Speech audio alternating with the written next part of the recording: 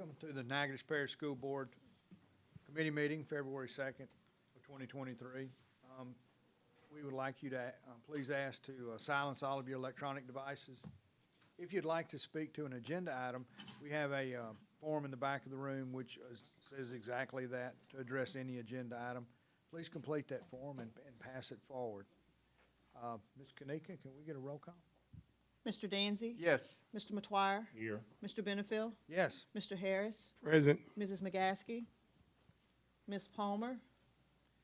Ms. Phelps? Here. Ms. Harvey? Here. Mr. Fredu? Here. Mr. Nicholson? Here. And Ms. Page? We have a quorum. Thank you, ma'am. We'll start with our superintendent report. Yes, sir. Thank you. I'd like to start off by telling everyone that we're excited this month. This is Black History Month, and many of our schools will be participating in programs. I think two of them I know right off the top of my head. We're going to have one at Fairview Alpha. It's the first one that they've done, and then also Natchitoches Central is going to have a big one. But I'm assuming that pretty much every school will see a program celebrating that month. Will the dates be on the website? Yeah, we can put those out there. We can put some posts that tell the different dates at the different schools, so all of y'all can make all of them. So good deal. I can't start this without really talking about what happened this morning. Dr. Brumley, our state superintendent, came by Marthaville Elementary, and it was just a great morning. Those of you who were there, I think, can attest to that. He really took time to explain what that honor was about. And it's a comeback campus. 41 schools out of, I think he said, over 1,000 schools in the state. And what that meant was not only did they improve students who were getting proficiency, but at the same time, and this is why it's only 41 schools, they also decreased the number of students who were getting unsatisfactory. And to do that, again, at the same time that a global pandemic is going on, hats off to the folks at Marthaville. It's funny, that was Mr. Nicholson started it, and Mr. Gordy is continuing it. We got to enter into some classes. We saw Miss Vi, a wonderful ELA teacher over there who has some of the highest proficiency in the parish. Miss Laura Mae Strahan, some of the highest proficiency in math in the parish. And they got some time to speak to the state superintendent. And it's always nice to have the bigwigs come down and tell us that we're doing something right. And as we said in the meeting, this isn't about the district. It's not about even the principals. It's really about those teachers and those kids and what they did. So hats off again to Marthaville. And I think, as they say, Mr. Nicholson, Hawk strong. Hawk So strong. it was a great morning. I also want to highlight teaching and learning recently. Our teaching and learning department, that's Mr. Ben Legrand's department. They were recently highlighted by the Louisiana Department of Education. Number one, they were invited to basically teach other districts how to do an ILT. ILT is an instructional leadership team, and all of our schools do that, but we also do that at the district level when we look at data. And Mr. Ben and his team got up in front of about 100 people, superintendents, directors, so on and so forth from across the state, and they showed them how we do it in Natchitoches and how best practices shows to do that. LDOE put their picture all around the state, and it was exciting to see, and kudos to them and the work they're doing serving our schools. At the same time, we're getting some national attention. Fairview Alpha. I'm excited to hear that Miss Brooke and her team will be featured in a video that it'll say Fairview Alpha, Natchitoches Parish, and they will be featured at the NIET, National Institute for Excellence in Teaching's National Conference. So that video will be taken over the next few weeks, and then they will be highlighted there, which is just awesome for Miss Brooke and her staff and what they're doing over there. Next, I'd like to I know we have numerous folks on the board who have really been interested in what are we doing with industrial manufacturing. We are a community that has the Royal Martins, the IPs, the Weyerhaeuser, all these different organizations where kids can graduate high school and they can go make a great living and have a great career and make a good bit of money and just have a good life. And we want that to be equal to our kids who are going to the NSUs and the Tulanes and the LSUs. So what we are doing is we are in the process, the early stages, but It's exciting times because a lot of stuff is happening really fast, but we are currently in the process of building a district-wide industrial manufacturing program, which will be housed at Natchitoches Central, but will serve all high school students. And the goal here is that these students will graduate and immediately, and sometimes even before they graduate, if they're old enough, be able to jump into a career in industry, and we'll celebrate them just the way we do when we celebrate scholarships. So that's really exciting. I think I'm going to be updating y'all on that in the months to come, and we are hopeful and are projecting that this program will get off the ground for fall of this coming school year. Also want to mention to y'all that we are deep in the planning for summer school this year, and there's some pieces that I'm going to share with you later that actually probably will make this summer school even bigger than last year's summer school, which is kind of crazy. And I'm looking at Miss Hicks. That means a whole lot more chicken nuggets and pizza and all that fun stuff. But we're excited about that because it's, again, still trying to address that learning loss. On to another topic. Miss Ramona Widener told me today that she finally finished our federal FEMA relief. That has been going on for how long, Mr. Wascom? 2 years. 15 projects. We have received $1.67 million, and hats off to Miss Ramona, because if you've ever dealt with FEMA, yes. If you've ever dealt with FEMA, you'll know that it can be a little bit of a pain. So we're excited for that. On to something kind of fun. Dr. Janet Pope with LSBA sent us some awards for our board members. So I have the opportunity to honor some of y'all. The first award we're giving out is for Distinguished School Board Member designation. A distinguished school board member means that you received 16 hours of LSBA approved continuing learning units in the first term and 6 hours of LSBA approved continuing learning units in each subsequent calendar year, and that would be 21 and 22. Those board members receiving that, we have Miss Beverly Broadway, who's with us tonight. Miss Broadway, if you'd like to come up, we have your certificate.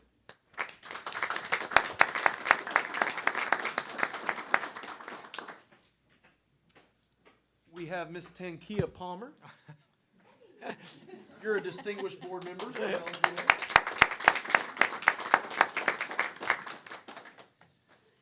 Pastor Harris is also a distinguished board member.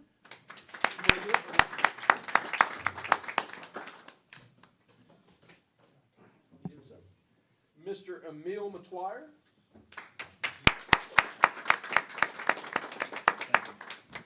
And Miss Reba Phelps. The second designation is for certified school member for the 2022 calendar year, and this means that you voluntarily, on your own time, completed 20 or more LSBA approved training hours during the calendar year of 2022. So this is over and above. And the first one for that is Pastor Harris, and the second one is Mr. Emil Matwire.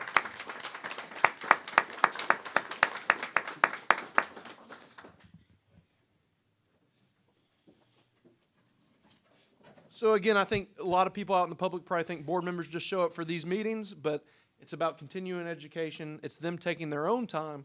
They're not being paid for those extra hours and things of that nature. It's just them investing in themselves and investing in the school district. So hats off to our board members who are doing that, and we appreciate all of y'all. I now would like to call up, if you remember in the previous meeting, I think Ms. Palmer, you had asked for some clarity on some direction of ESSER spending. Do you recall that? Yes, ma'am. And so we have Ms. Sarah Rachel. She's our Director of Federal Programs, and she's going to share with you some of those expenditures and what we're looking at in ESSER funding. Good evening, everyone, and it is my extreme pleasure to share with you how we're using student funds to support learning loss in our district in a number of ways. First, with learning recovery, I'm pleased to say as of this year, the 22-23 school year, our after-school tutoring, we have provided 2,100 hours as of December 1st of tutoring services to our students in Natchitoches Parish. We also, from last school year, academic year, to this academic year, we went from having 4 after-school tutoring sites to 9. We've had the support of transportation to help us move from 4 sites to 9 sites, because we work together to use our funding for our students, our student funding, to provide transportation to our rural schools as well as our inner city schools. Food service is providing healthy snacks to our students in our after-school tutoring program. And of course, stipends for teachers falls under anytime you have additional hours where you're supporting our students.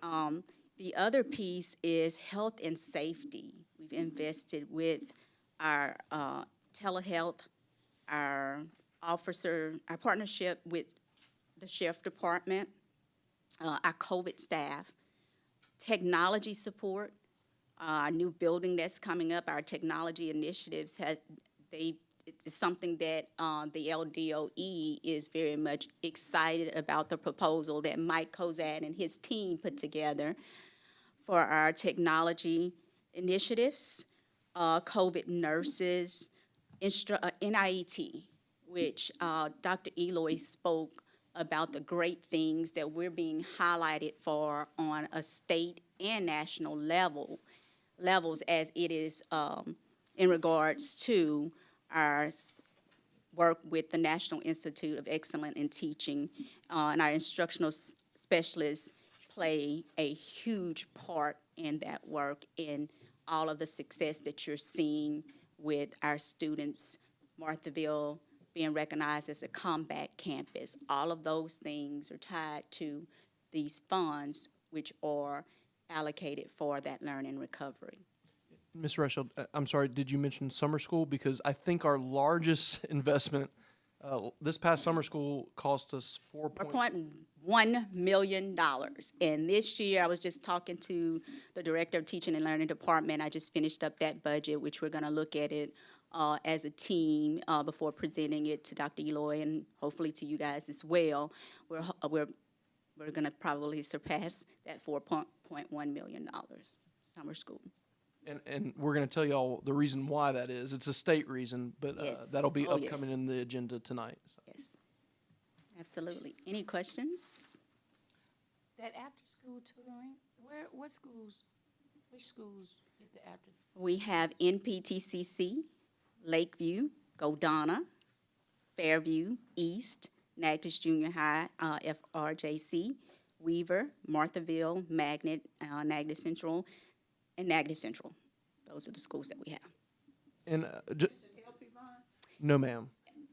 So if I can speak to that real quick, the reason that LP Vaughn currently isn't offering that is because of the age level. The determination was that they've already been in school for 7 hours of the day. We're talking about 5, 6, 7-year-olds.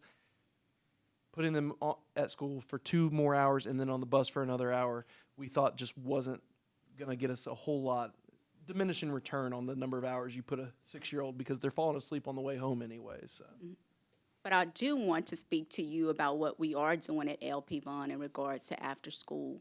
They had the Read to Soar program, which was an 8 weeks program that we worked with Rapides Foundation to bring to LP Vaughn. And we supported the additional staff that was needed to ensure that the school was closed, was locked up after our Rapides Foundation support finished with their presentations, and any additional staff we needed for crowd control. And this was with family engagement. So the beauty of this is that they were showing families how to use literacy at home with students in that age group. Anything else? Thank you. Thank you. And the very last item, it is an idea. It is a meeting we have yet to have, but we have it on the books. And I think, Ms. McGaskey, you'd be especially interested in this, because I thought of you whenever we were discussing it initially. as you know, we have the Aware 2 grant, and we were on a call recently with them, and there's 2 other parishes that are in the Aware 2 grant. That's Tangipahoa and Avoyles. And we kind of cooperate together and we share ideas. In Avoyles Parish the other day, they did a parents' night out, or a parents' night at one of their local schools, centralized location, but it was specifically focused on health and mental health. And so we are looking at trying to put something together of that nature. If it doesn't happen this year, but we're hopeful for the spring, we want to put a focus on that to get word out to community members about what things we offer at the school level, but also what things are in the community that we can put them in touch with different organizations. So that's something that I'm really excited about. I don't know a timeline yet, but as soon as I do, I'm going to let you know because I think it is important to get that done as soon as possible. Thank you. And that concludes my report. Superintendent Eloy, you had mentioned something earlier today, and we visit this next Thursday about the altercations at school. And could you elaborate a little bit about that? What our current policy versus? Yeah, yes, sir. So I think what we talked about is, I think about 20 years ago, is that correct? 20 years ago, the board put into place a policy, and it was necessary for that time, and Mr. Benefield, you may be able to answer more as to why that was put in at that time, but it was called the two-fight policy. And the two-fight policy was put in for a reason. And let me just preface this by saying I do not believe in zero-tolerance policies because that takes away flexibility from adults to do what's best for kids. It binds their hands, so to speak. But what we're starting to see to some degree in this parish is that students feel, for lack of a better word, empowered to have one fight because they know that there's not any more repercussion. They can, I hate to say it this way, but almost have a freebie, so to speak. And so what I'd like to, I'm putting this kind of bug in y'all's ear, but in the coming months, I would like us to evaluate that policy, the two-fight policy, and see if we can come up with something that, again, not going after students, not trying to kick students out, because Lord knows we don't want to do that, but something that can be a little more preventative and prevent students from maybe going after that fight when they realize there's more repercussions initially instead of knowing they have that buffer of a two-fight rule. So are we saying it takes 2 physical altercations before suspension? No, sir. So suspension can happen initially, but what we're saying is not every fight is created equal. There are fights that, that's a suspension, and maybe even on the second fight you don't want to expel. But there are also fights that are of such a violent nature that they need to be addressed immediately with an expulsion. And when those things occur, we don't want to be hindered or hampered by this two-fight policy. Again, we don't want to just say, hey, one fight, you're gone. But we also don't want to say, hey, you got in this horrible fight. Police may have even been called, but you're only suspended for 3 days. So we just want to evaluate that, maybe get some nuance to it that gives principals a better ability to make their campuses safe and nonviolent. So do you look at the specific situation as to what actually occurs and make a decision based on what occurred? Yes, ma'am. So what I would say my preference is a policy that specifically lines out, and it says fights. You can be suspended or expelled. Alcohol, you can be suspended or expelled. It gives that option, and then we empower and we train our principals to know where is that line. If it's a point where officers are having to be called, if it's a point where blood is spilled or something of that nature, it's of such a violent nature, then that goes to a higher degree. But if it's, as I told the story this morning, when I was a coach, we had 2 little 9th graders. They were about 50 pounds soaking wet, and they both threw punches, never connected, and we just picked them up, talked to them, put them in ISS for a day, and things were great. We want to give the professionals in the building the ability to address the context of those specific events, but also train them to do that properly. Superintendent Eloy was alluding to the two-fight rule. This board and Mr. McTwire and, will remember this along with Mr. Danzy. The policy had no, the parish had no guidelines at that time, and Natchitoches Central had an outbreak of fights very early on before October 1, and we quickly assembled as a board and put in a two-fight rule simply because any student can be pushed into a bad situation with one. And if you have a kid that gets kicked out as a junior year, it could eliminate their tops. It could really jeopardize their career and moving on. And so what we wanted to do was give the benefit of the doubt, but those habitual offenders needed to be curbed. And I think you also said, Mr. Benefield, going back that 20 years, expulsion at that time was a much more rigid experience. Oh, yes. It was 1 year no matter what. And now what we do is we have more of a program you work where you may be expelled, but you could potentially, if you, I hate to say for good behavior, but if you work that program, you can be back at that school perhaps in 4 months, 3 months. And so I think because expulsion has evolved, we may need to evolve our policy to match some of that. And we're doing that with all of our policies too. So this is a great time to do that. Yes, sir. So the main consequences are, first of all, in-school suspension, expulsion, and transfer to the alternative school. Yes, ma'am. And actually, expulsion really is a transfer of educational services. Thank you, Mr. Legrand. So, again, when I was in junior high, you got expelled. You literally went to the house for a year with no educational opportunity. It was scary. Today, when you get expelled, you just go to another site. Okay. Okay. Thank you, Superintendent. I'd like to move on to our informational reports. Ms. Hicks?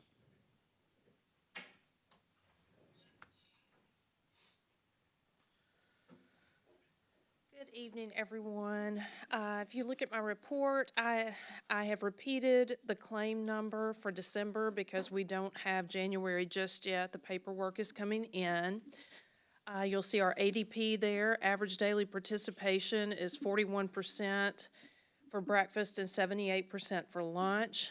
Also attached to this, Ms. Palmer had asked about seeing the ADPs for lunch and breakfast broken down by school. So there's a report attached to this where you can see month by month, school by school, exactly who's eating what. So I won't read that to you, but it is there for your information. I still haven't received a date for the third round of supply chain assistance funds, but those should be coming. And I've been busy applying for state equipment grants for schools that are eligible. You can't apply for one if you've had one recently. So this year, NSU, middle and elementary were eligible for applications, as was Magnet. So those have been submitted, and hopefully we'll get some new equipment out of the deal. And we are busy getting dishwashers installed. Ryan's crew is working along with AutoChlor to get the electric and all ready for those, and then those will be set in place, and hopefully everybody will be up and running sometime in the spring. And that's about all I have tonight. Do you guys have? Were those the only 4 schools that were eligible for? Yes, ma'am. grants? They tell us it's kind of a rotation. So last year we had 3 schools receive pieces of equipment, so they're kind of off the list. You can't apply for those again. So these were the only 3 that were eligible this year. Okay, so it's a rotation. It's a rotation. Yes, ma'am. Thank you. Anything else? Thank you all. Our transportation report with Mrs. Washington. Good afternoon, everybody. As of February 1st, we're still down 6 drivers, but we have 5 people in the pipeline. So everything is moving forward with them. They started their training, so hopefully before February is out, we should have more drivers added in. Right now with the weather, we had a lot of calls calling about roads, buses not picking up kids, from down the roads. But some roads we couldn't go down because like we had 2 buses earlier this morning got stuck, bogged down, and we had to get a wrecker to come get them out. And everything. Some roads were just impassable. And like I told Dr. Eloy, a lot of the things our parents look at because their car can pass over the road, that is okay, but the weight of the bus is no comparison. And so a lot of parents have been working with us, but, you know, if you do get calls about it, that's what it is. Some roads we just can't go down. It's not worth even having other kids, jeopardizing other kids on the bus to go down and pick up one kid and we could slide over and, you know, it could be tragic. So we just make a judgment call on that. And to that point, me and Miss Washington have been talking throughout this week as the monsoon continues. But we have informed all principals that when those situations arise, that they are to excuse those absences for those students. And so going forward, hopefully the rain ease up, and even though the sun is not going to be out, you know, it can dry up and get better. So hopefully next week be a lot better, you know, as far as going down the roads and everything. So right now, drivers are just instructed, just don't take a chance. You know, if you like one day, I think Thursday morning, my bus went down and they almost got stuck. So Thursday afternoon, we reached out to the parents to let them know you come to the road and get them, but we can't bring them to, down to their house closer. We went close as we could without jeopardizing the other kids on the bus. In situations like that, can the parent be required to meet the bus at the end of the road? So we asked to partner, but exactly today, a board member reached out to me, and in some cases, the parent literally has no ability they don't have a vehicle to meet them even at the road. So that's why we come in and say, we understand that, and we have the onus to meet them, but obviously we're not trying to jeopardize safety by doing that. So that's why we come in and say, your absence is excused at that point. Okay. And in events like that, when it's something pertaining to the bus, like the bus couldn't go down the road, we usually fax in their names on a letterhead to the schools, saying that we couldn't pick them up. And it's been working so far, and they excusing them for that day. Thank you. Any other questions? Mrs. Washington, I want, and I'm sure the rest of the board does, with the amount of rain and the amount of buses and the amount of opportunity that we've had for accidents, we've had no accidents, and thank y'all very much for your safe service and driving. Yeah, we're putting out a program, just trying to find some kind of incentive, to where safety is our biggest thing utmost. And so, just retraining for the drivers and just different things just to keep safety, the top priority of everything. So, so far it's working, so we just hope it continues. 2 straight weeks of rain. I know. Okay, y'all have a good night. Thank you. Thank you. Thank you. Okay. Mr. Lee. I want to stay and hear about the summer school. How big? Good afternoon, evening. All right, the budget.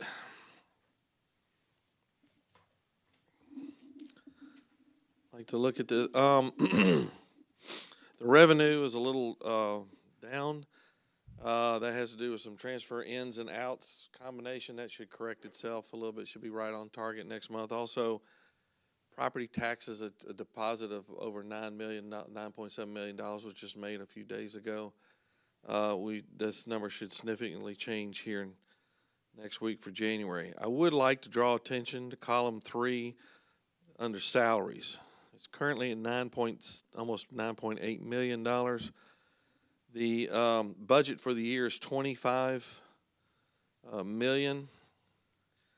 Right now, we're 41.67% of the way through the year as far as, we're 50% through the year as far as collecting revenue, but we're only 41% through the year. And that's because once we get to the end of June, in June, we not only pay for June's payroll, but we have to pay for July and August payroll. So that's why it does that. So we are still $2 million under on the budget on payroll. I was concerned about the salary. And I actually built in some cushion in the salaries to make sure we didn't exceed it.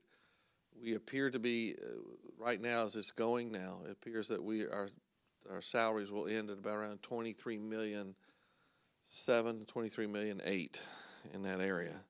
So I'm happy about that. One initiative as well, and you can see this in column 3 as well, compared to column 2 the same time last year. We are doing a lot more spending up front. This will shortly cut off in April. We were trying to get most of our spending done for projects. Maintenance is ongoing throughout the year, but some of our big projects, as well as some of the specialists, program specialists that we've hired, some of the money that they spend is they're spending it earlier, and that's where you see some of this being spent here. This is not BRE funds. Remember, this is general funds. But also in BRE funds, there's a lot of spending happening now, but in April 15th, I shut off spending so that we can wrap up the year and get all our purchases in, all our receiving done by June 30. And it's still a struggle sometimes to get it done by then. So I'm really happy with that. Child nutrition is still looking good. There's still $1 million in difference between revenues and expenses. I'm real happy about that. Once again, I was concerned that might be wiped away this month, and it looks like that might be sustained. I had to do a recognition of transfer that was done internally. Some money that needed to be recognized, needed to be in child nutrition, was moved into this account, and it has not moved out, and I'm happy about that. That will stay. The reason I seem vague on that is because they were recognizing some entries that I thought they were immediately going to take out and transfer out again. That's not happened. It looks like this will stay. So this is going to make our child nutrition very, very good. I get lost sometimes when the accountants are doing all these transfers, ins and outs and cross and throughs and stuff. I could get in there and tear it apart, but I don't. I usually do that towards the end of the season. But they are moving a lot of money around, and you can see that also with this right here, Title I. Once again, if you look at this $930,000, that number should actually be $1.5 million, but the transfers in from the federal grants have not arrived or have not been recognized as a receivable yet. And but by the end of the year, the expense and revenue will always equal each other. That's the same with ESSER 2. You can see there's about a $100,000 difference there. ESSER 3, this will be significantly different. You can already starting to see this explode because of the new construction. This is $590,000 in expenses, and this ESSER money will eventually match that as well. So, What's a big deal on supplies, Lee, that, on the general fund? A big I difference? mean, actually broken down by what, I can have Yeah, I that just reported by a wondered. week from now. If you would like, I can break that down. My biggest concern was the impact of MFP. I do want to share this with you guys. I don't have the sales tax report tonight, but it looks like it's 11% up over last year, which is, I base that on, I already know what the deposit is. I just don't have the reports from the tax commission, but 11% increase. This is continuing to stay high. I'm happy about that. But on a different note, our MFP money, which is how much we get per student, is down by almost the same amount of money. The sales taxes are up. Okay, now we get 2.5% of sales tax. 1.5% goes into the general fund. The increase in the general fund money is right now able to cover the downturn in MFP money. That has to do with less students attending our school system. So those basically net out. This does not impact the sales tax money that we're getting for salaries. I mean, for the sales tax checks to the teachers. That is in a completely different budget, and that doesn't even show up in this area here. So when I'm saying sales taxes that are netting out the MFP money, I'm saying that the sales taxes that are going into general funds net out the MFP money, not the sales tax check, because that's reserved for salaries in the future. Which line item are you talking about? Like I was looking for the supplies in general fund supplies item, that line. Yes, you're talking about line. Okay, just so the object code 600. 600, yes. Okay, Could I bring that to you Sure, at the next sure. meeting? I was just looking at it, it had Doubled. it doubled, so. Well, but you can see in column 1 is the actual budget for supplies for the year. Right. So we're halfway through the It's year. great. I'm not saying, Oh, you're not. Well, I get concerned when they go into parentheses, particularly one under other. yeah. I try to spend time with Chad tracking that down. So, and so It kind of looked like a flip there, so that's the kind of reason I asked the question.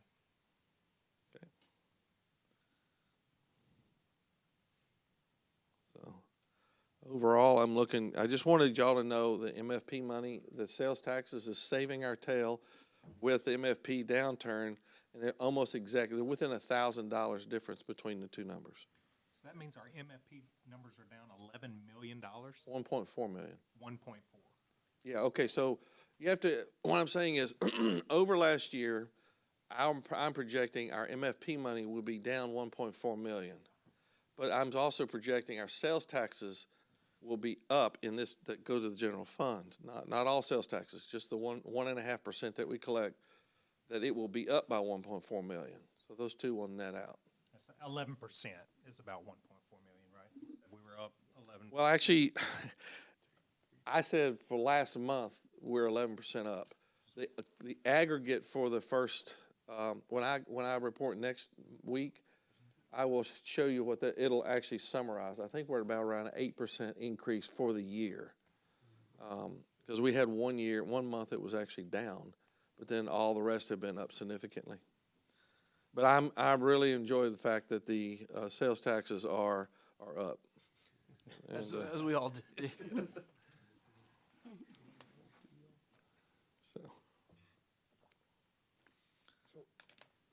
So how many students are we actually down? We have some that are up. I'd have to get the exact count from, we could get that for y'all for Thursday.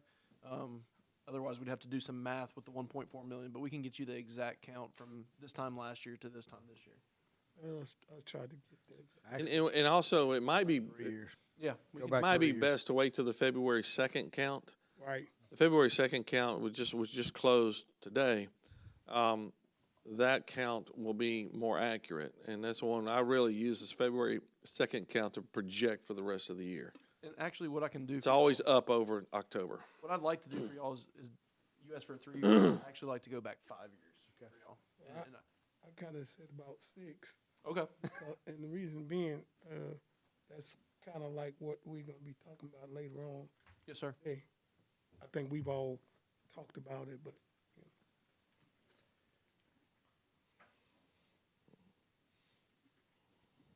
Anything else? Okay. So that's it for me, and I will have the sales tax report on our next meeting, okay? Thank you, Mr. Lee. Okay. Shirley. Mr. Shirley, have you fixed the lab schools? Not me, but I can help if they need to.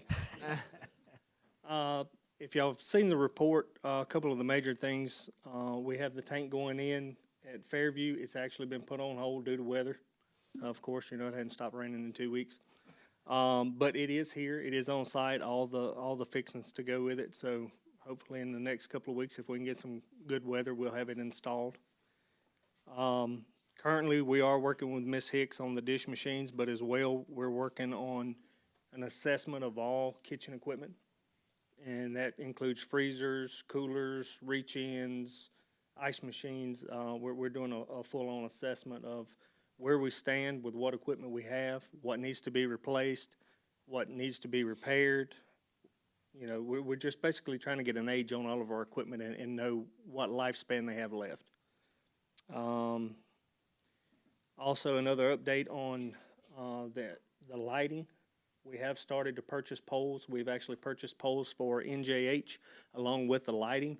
We're waiting on those to come in. I actually have Ward Electric working on getting us some other areas that we don't have any lighting other than city lighting.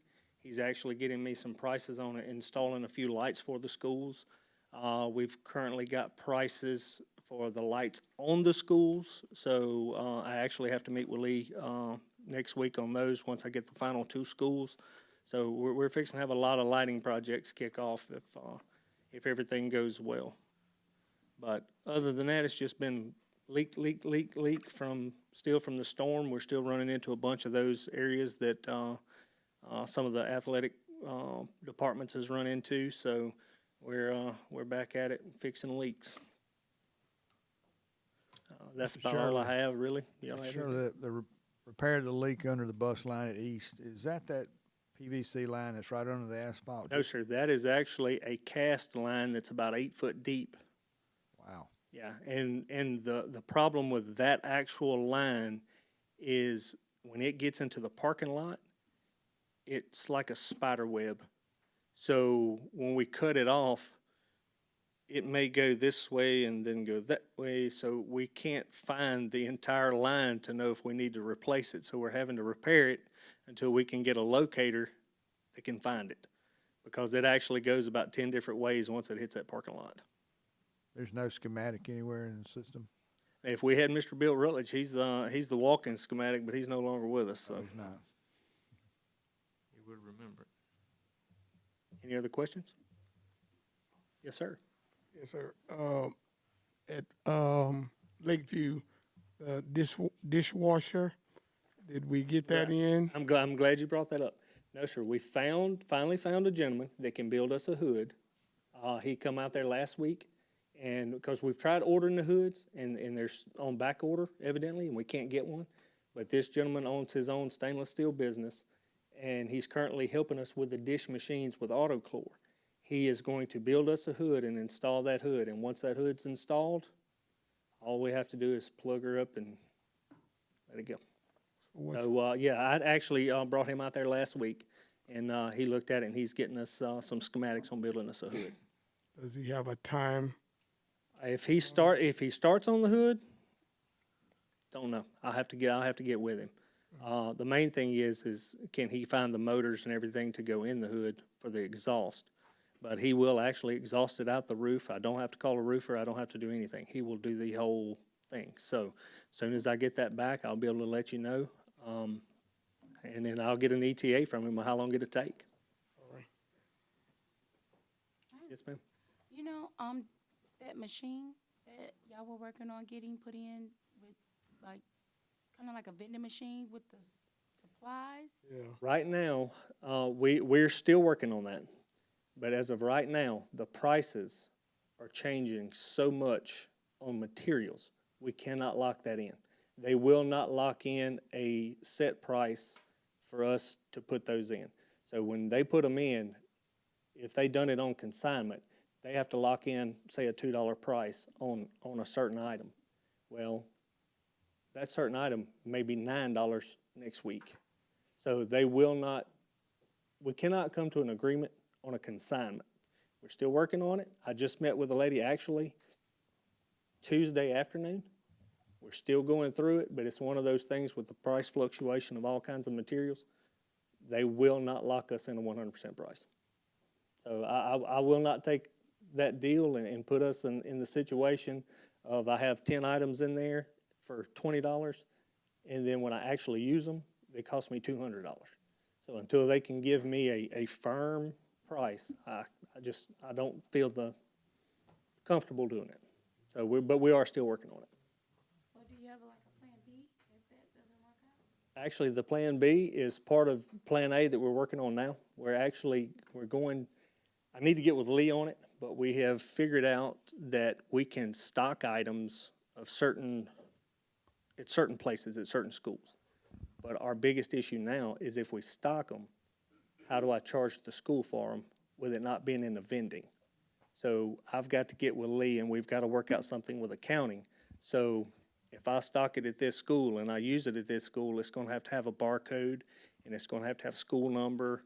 So that's where we're actually at right now over the vending machines because of that situation.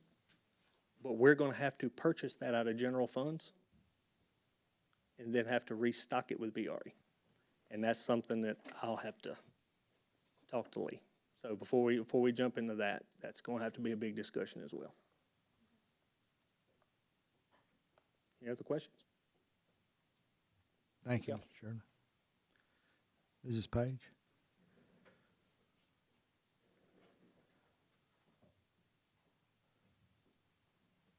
Hello. Hello. As Dr. Eloy and my colleagues have shared, we are steadily moving forward. February is American Heart Month. According to the American Heart Association, heart disease and stroke are the leading causes of death worldwide. So you know our people are working hard. You hear that every month. You see it, you read it, you know. So Natchitoches Parish Schools is working to promote a heart-healthy lifestyle. So we've been partnering with, negotiating with the local facilities around town to try to offer some incentives, some membership, reduced rates, and things like that. So if you belong to a gym or you have membership somewhere and you particularly like them, let us know, and maybe you can help us finagle the best deals and rates. Anyway, so tomorrow is the first Friday in February, so that has been deemed Wear Red. I think it's National Wear Red Day. So wear your red, and so we can kind of raise heart disease awareness. Report is up there. Do you have any questions? Ms. Page, Yes, ma'am. I saw that we're looking for another certified special ed teacher. Yes, ma'am. Has someone left, or is that the reason? We've had some people to leave, and sometimes we just need more people, depending on particular situations. We could have a need based on the number of students or the needs of the students, and then some people did leave. Okay, have you been interviewing some for that Yes, position? ma'am. Yes, ma'am. Some good Yeah. candidates? Yes, ma'am. Okay. Yes, ma'am.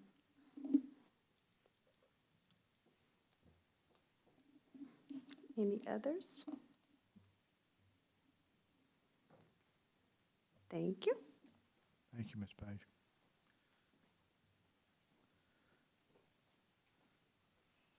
Board members, I would like to introduce our new Finance Facility and Service Chairperson, Tankia Palmer.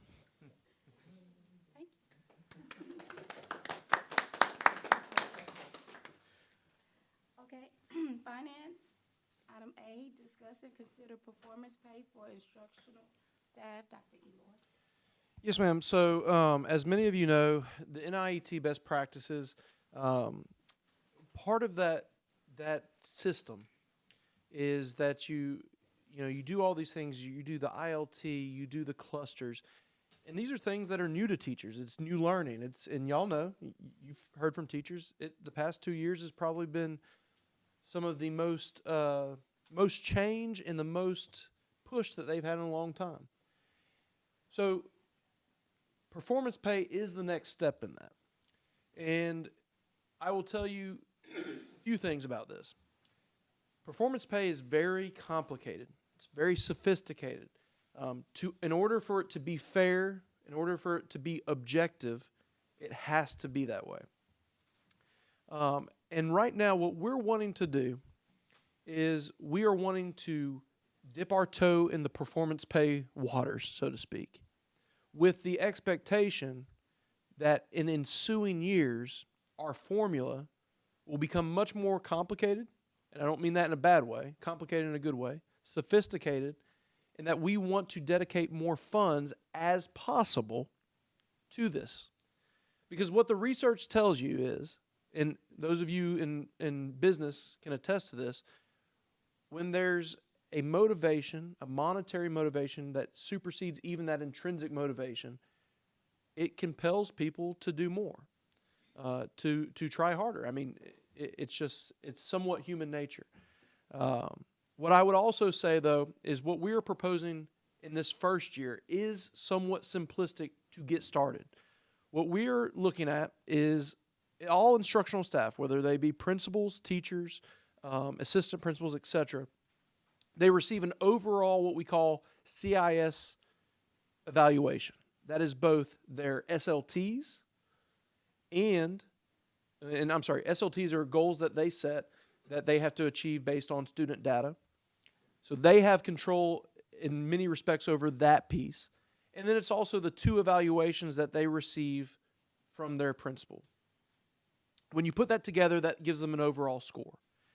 And what research also tells us is those teachers in those top 2 categories, meaning they are highly effective or effective proficient, what that means is not only, it's, hey, a pat on the back, you're good at your job, but that also means that they are getting more student growth out of their students than their peers. So we already have those scores from last year. We know those. Those are in the system. What we are proposing is from last year's scores, the 21-22, that we would pay out to all highly effective teachers a stipend in the spring of $500. For effective proficient teachers, we would pay out a stipend of $400. We would also, let me preface, we would lump in all other instructional as teachers. So if you're an assistant principal, right now you would be labeled as a teacher. For principals, highly effective would receive $1,000, effective proficient $750. Now, what is my goal? My goal is we start this year, number one, to get it started, but also this is, like I said, it's almost a down payment. Because as I was talking to Mr. Nicholson today about this, he said, well, this isn't going to, that data is already there. It's not going to propel them to do more from last year's data. And he's 100% right. So this is more about saying you've gone through a lot of change and improvement and you've been more educated. You've done all these things that we've asked of you. So here's this. We want to give this to you for all that hard work. What we want to do for next year is in cooperation with LDOE, they will help us create this formula that is able to give a VAM score to every class. And what VAM is it's a highly technical, highly mathematical equation that compares, so say you're a gifted teacher and over here you're special ed teacher and you're saying, well, that's not apples to apples. Instead, what this LDOE formula does is it takes students from around the state and it says, Mr. Danzy, your class is these type of kids. We're going to compare what you do with every kid in the state that shares the demographics of your classroom. So it's apples to apples. And LDOE can give us a very objective measure for every type of classroom moving forward. So that's where that sophistication comes in for next year. The other thing we want to do is we want to increase this pot of money. What this will cost us this year, and this will be paid out of Title II funds. And let me just tell you, if we don't use this money for this, and Miss Rachel can attest to this, it's not taking anything away from kids. Title II funds, if we don't use it on this, it basically means we're not going to do as much traveling this year. And if you tell me, can I give more money to teachers or can I make more trips to conferences, I'm going to always choose giving more money to teachers.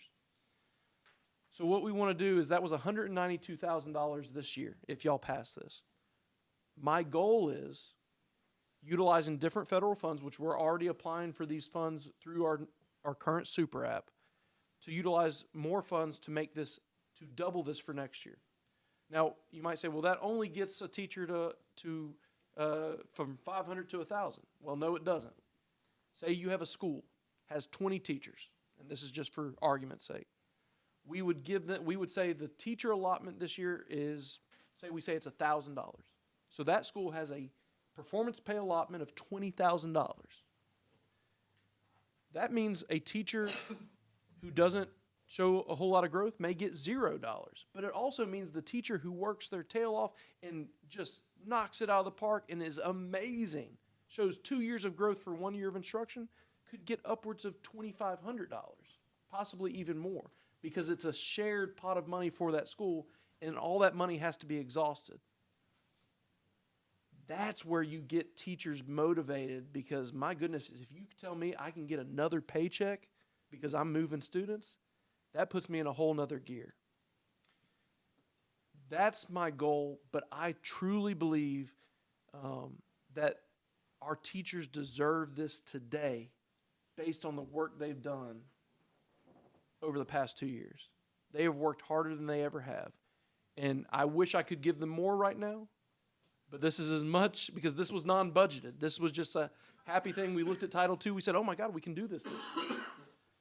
But again, it's a down payment on a much more complex future version of this that I want to continually grow. Now, another board member asked me another very important question. He said, if this gets put in the budget, then you're stuck with it. What if we don't have the money this year? Well, I can tell you, districts that typically do this, you think about our sales tax. Some of our folks got a bigger sales tax check this year. I actually got a little less, and I'm not complaining, but that's a variable figure. Never say it's going to be this amount, because it varies from year to year. This pot of money would be something that we would have to budget every year. There would be years where a school, those 20 kids or 20 teachers I talked about, there's years they may have a $20,000 pot. But perhaps next year, the year after, it may go down to $15,000. That's something we would communicate very early to teachers, but the districts who do this routinely have to go up and down based on the funds available to them. I believe, guys, this is the next step in taking us to another stratosphere. I also believe the other piece of this is we're already hearing from other districts that they are concerned about their people coming to us. This only makes that more attractive. So I know that's a lot. It's a lot to digest. I can answer any questions. And if you want to set up a time even between now and next Thursday, I can go in even deeper with you on this. But this would be an amendment to the current salary schedule that Lee's produced. I knew what you were coming up to say. Okay, so, it's across the parish, right? All the teachers that score, highly effective or effective proficient will get that $500 or $400. Yes, ma'am. And then the principals at that school will get that money also. Yes, ma'am. And it's anyone who has a CIS observation. So it doesn't matter if as long as you're in that system, which all of our teachers are in the Compass system, they all receive these scores, they are eligible for that. What about the long-term sub? Ms. Page, They get formal observation. yeah, they're in the system. They would receive that as well. What amount? Amount be different? No, ma'am. Oh, no, I'm sorry. No, there would be no difference in amount, because at that point, guys, if we have a non-certified teacher who's knocking it out of the park, we still want to reward them. I mean, for them, I want them to get their certification, but we're talking about rewarding teachers who are making a difference in kids' lives.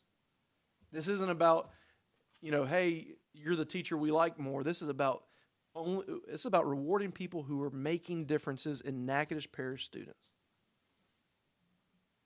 I don't know about y'all. Well, if it don't I get the passionate budget, about I'm this. for it. No, I'm Y'all very, know I'm for it. I thought you would be, Miss Tanky. I'm very much in Gives favor of incentives this. for them to work harder.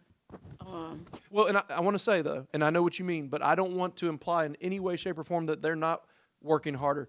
I just believe this puts it in a different context, because that day that I'm overwhelmed and I'm losing it, I'm on the edge, I'm about to call Miss Page, but then I say, you know what? I could get that $2,500 and I can pay off that cruise. You know what I'm saying? I think it makes a difference. So, Money motivates. yes, ma'am. Yes, but the formula will be set, you'll receive the formula from LDOE. So this summer, what my plan is this summer, if this passes, because this is very simple, extremely simple. This summer, what we would do is we'd sit down with LDOE and we'd sit down with some other parishes who have already done this. This is, ubiquitous across the country. Many districts do it. We would sit down and we would get the formula straight. We would share that with y'all, because I will tell y'all, the downfall on some of this, guys, is you have to do it right. You have to do it fair, because it can cause more headaches. So we would want to take y'all through and say, this is what it looks like, to make you feel comfortable with it, because it is going to be complex, and most people aren't going to understand it. But no matter how complex it is, we want it to always come out in favor of the people who made the differences with kids. This does that. Using the VAM formula will make this more fair. The issue with just using the CIS scores, because it is subjective, and it's humans that are going in doing these observations on other humans, and so you may score someone differently than I would score someone. Yes, So sir. we open up the door a little bit, maybe for some pushback there from employees, but I do believe the teachers need this. I think they deserve it. Yes, sir. And, you know, this is a great start. And a lot of the districts around us that are doing this too are doing higher, Yes, sir. much higher numbers. So I'd like to see us get there too. And let me just tell you, this has always been something I wanted, but I have to give credit where credit's due. My teacher advisory council, they have been pushing me a lot on this. And now they were happy to see that we're starting and we're bringing it to y'all, but one of the things they talked about was the subjectivity of the compass evaluation. And so I take that to heart, and I believe they're 100% right on that. We have to move away from that subjectivity, because subjectivity isn't good anyways, but especially when it's attached to money. This has to be as objective as It has to be crystal clear. Yes, sir. Absolutely. But the formula, they have to follow the formula that's set up by the Louisiana Department of Education. And will it allow for you to look at, like a teacher might have a situation like elementary age, I'm looking for, think in terms of low elementary age kids, classrooms where some teachers are having to have that support person in the classroom. And then when you move up to a higher, like, I'm saying, junior high school or whatever, they may not have that support staff. How do you? So let me explain VAM real quick, because Mr. Nicholson alluded to it. VAM is so objective. So what it does is it literally says you have 4 students. Those 4 students, one is white, one is African American, one is Asian, one is Pacific Islander. Of those 4 students, 2 are on free and reduced lunch. Of those 2, of the other 2, one is homeless. So it has all these things. And if I compare that to Mr. Wassom's class, where he has all high socioeconomic kids with, all the perks in life, that's not fair. Because he's going to get a van that's whatever. Instead, what it's going to do is it's going to take every kid that mimics the demographics of those 4 kids, and it's going to say, how did they do in the state? And then it's going to say, how did you do compared to every other kid that's like you? And then it's going to spit out a van that says, you are a 99. If you're a 99, that means you're better than 99% of the other teachers with those same exact kids. Or it could spit out a 1, which means that there are 99% of teachers with the same demographics as you who are doing a better job. On state test scores, Yes. what about K2? So K2, there's a piece that they'll have in there with literacy. There's ways to do it for all that, but the good thing about K2 is we're about to get all that. So there's ability to do it in every grade level, and there's even an ability to do it in your elective classes that don't necessarily have Your Ps and your arts yes, and your. yeah. So there's a way to do it, and we have some people that we know from around the state who've done it. They've had the pitfalls, and we want to learn from their mistakes and not recreate them. But we're confident that if we use this summer to prepare for this, we can get something really good together, and we can also increase that amount. Now, I've told Ms. Rachel I want to double it. She kind of gets scared about that, but she is committed to increasing it. I know that much. But we're just dealing with the right now, at this particular Correct. point. Get started, and then you're going to have a program or measurement that measures apples to apples as opposed to, And I do want to, one other thing, guys, this is based on last year. So not only did you have to be employed with us last year and get a compass observation, but you have, when this we say you also have to be employed with us as of April 1st. So we have some new teachers who are with us. They won't participate in it, but that gets them excited for next year. So, But this should already been done. These people should have already. yes, sir. I agree. And if we could, when we go through setting up this system, have a approximate, cost on it. Yes, sir. Project- No, Budget. Projected sir. cost. that is the plan.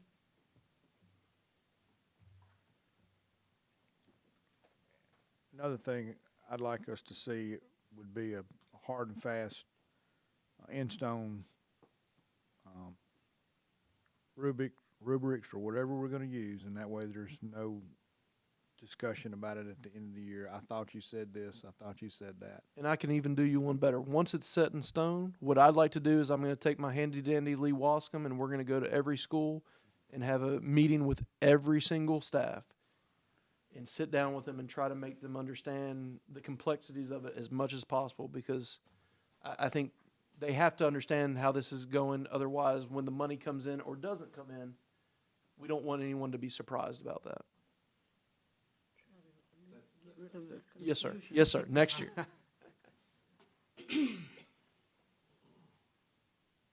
So we vote next Thursday on this? We do. Okay, that's it. Yes, ma'am. Consider approving renewal of third-party cooperative arrangement, TPCA, between Natchitoches Parish School Board and LRS. Yes, ma'am. So that's me today because Miss Lacaz is out sick. But if y'all recall from last month when she brought Dog Days and all those folks, that is that program that she already spoke to y'all about. It's amazing. I love signing those change orders that we're hiring those kids. It gives them great opportunities. It's great for the community. To me, it's a home run. So.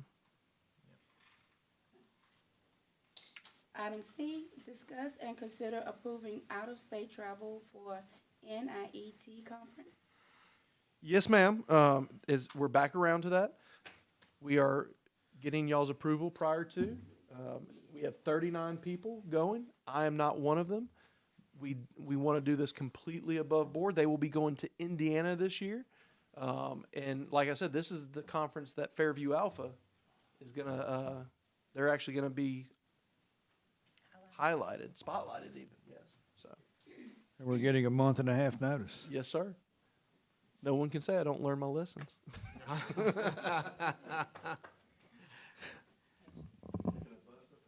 No. Renting one big U-Haul, Mr. Lee. Like John Candy. I do want to make one caveat because y'all might hear about this. Right now they are on a waiting list. So there is the possibility that they would, not all these folks would get in, but we do anticipate they will. So. Just to ask, because I'm new to this, do we have an approximate cost of what it's going to cost to send 39 people to Indiana? Yeah, do we have that broken down? If we don't right this second, we can get that for y'all for Thursday. And it's paid with. Per person? Yes. Yes, we can get it per person. Where this comes out of, it's some of it's Title II, and then some of it's also, Miss Rochelle, Title I for individual schools who have extra Title I funds. But no general funds will be, no general funds will be used for this. Yeah. No general funds. Item D, discuss and consider Marco LLC ITEP application. Mr. Wasco? Yes. We have three people here to represent. We have three people here to represent Marco. This is a request for an exception in regards to property taxes and stuff. So I'll just let y'all come on up and explain. As they're coming up, I do want to mention that I recently, a few months ago, met with Mr. Martin. He is really helping us with the Woodworks program at our high schools, and he's really invested in those programs. And so we're excited about that partnership as well. Yeah, and to kick things off, my name is Jeremy Burford. I'm I guess the Vice President of the Plywood Business Unit for Royal Martin. And I do appreciate the opportunity to be here this afternoon to speak with you about the proposed project. But to start off, I do want to commend the school board for the great year you had with Woodworks. I think Natchitoches Central had 43 students enrolled in the program fall of last year, and Lakeview had 25. It's one of the best showings that Natchitoches has had in quite a while, and I guess investing in the programs to prepare our students for a future that might not lead through a university is really, really good, and really, really good for us at Royal Martin because we're heavily invested in that program. And actually, we had a good year as well. We hired 14 graduating seniors from the Woodworks program last year, and believe it or not, 9 of them were hired right here in Natchitoches Parish. All right. That's awesome. So that's a lot of good things there with it. So I do appreciate that. Now, I guess, but to the matter at hand here, we're here to talk about Royal Martin is investing money into the Chopin plywood plant. I was going to start off with that, but I guess to start off, I'll talk a little bit about the history of Royal Martin and Natchitoches Parish and how incentives, because I'm here to kind of lobby for the industrial tax incentive to be passed by y'all. So talk about the history there of how Natchitoches Parish and Royal Martin and those incentives have helped grow that relationship, because Royal Martin is 100 years old this year, if you didn't know that. Right? And what that means is that about 100 years, the relationship between Royal Martin and Natchitoches Parish is about 100 years old. Because in 1923, when Royal Martin came to the area, he began buying timberland or land all over central Louisiana and bought it right here in Natchitoches Parish as well. Right? Today, Royal Martin owns over 68,000 acres in Natchitoches Parish alone. So I'd say that relationship's grown quite strong there, right? But it's grown even stronger than that because in 1996, Royal Martin decided to build a plywood facility, right? And they decided to build it right here in Natchitoches Parish. Have any of y'all ever wondered why Royal Martin wanted to build a plywood facility in Natchitoches Parish? Right? It's because of the leaders of the parish that sit where you sit today understood or had the foresight to see that bringing that industry to the area was going to pay dividends down the road, right? And they put together an incentive package a lot like the ones that we're asking for today to be approved, right? And lured Royal Martin into Natchitoches Parish, okay? Right, and since 1996, Royal Martin has paid out over $20 million, right, in property taxes from that facility alone. And if that would not have happened, that's $20 million that Natchitoches Parish would have never seen, right? And it's been great for the economy as well. Last year alone, Royal Martin paid out over $47 million into wages to employees there in Chopin, Louisiana, right? They also paid out over $67 million in monies to buy logs for that facility. That's $114 million that went into the local economy last year alone from Royal Martin, right? And a lot of that went into Natchitoches Parish. So you say, was that a good move? A little plywood mill that started out with 350 employees is now the largest and safest plywood mill in North America, right? And employs right over 750, okay? So today we're talking about the project at hand. Royal Martin is looking at investing $9.5 million into the finishing of their plywood facility. That money is going to be used to, I guess, replace 25-year-old equipment, right? This equipment's unreliable, it's inefficient, right? And it's also labor intense for our employees, right? The new equipment will allow our employees to not be a part of the process, but to monitor and run the process, okay? They're going to have the opportunity to gain new skills and actually earn higher wages, right? It's going to be a real benefit for them. And this investment is also a real benefit for the parish. We know that every time Royal Martin invests, into their facility there in Chopin, it increases the value of that asset, right? And what does that do for the parish, right? It increases the sales revenue going into the parish. So the more that we support Royal Martin in putting money in that facility, ultimately, the more money that comes to the parish. And if you pass this and you show that the board supports Royal Martin, they're more likely to invest more money into it, okay? So I talked about the past and kind of how that relationship began. I talked about the present and the project right now, but I also want to talk about the future and why incentives are important to the future, right? Right now, we have a unique problem here in central Louisiana, Natchitoches Parish. We're growing trees faster, right, than we can do anything with them. There aren't enough producers in our area to harvest the trees we're growing. And quite frankly, if we had the producers here, there's not enough need for the product, right? At Royal Martin, we like to say, hey, you know, there's a wall of wood coming at us, and what are we going to do about it? Well, we've invested heavily in Louisiana Tech University over the last year and a half. They're developing a wood science program there that is developing new products that will come from wood, and there's already a lot of them out there, right?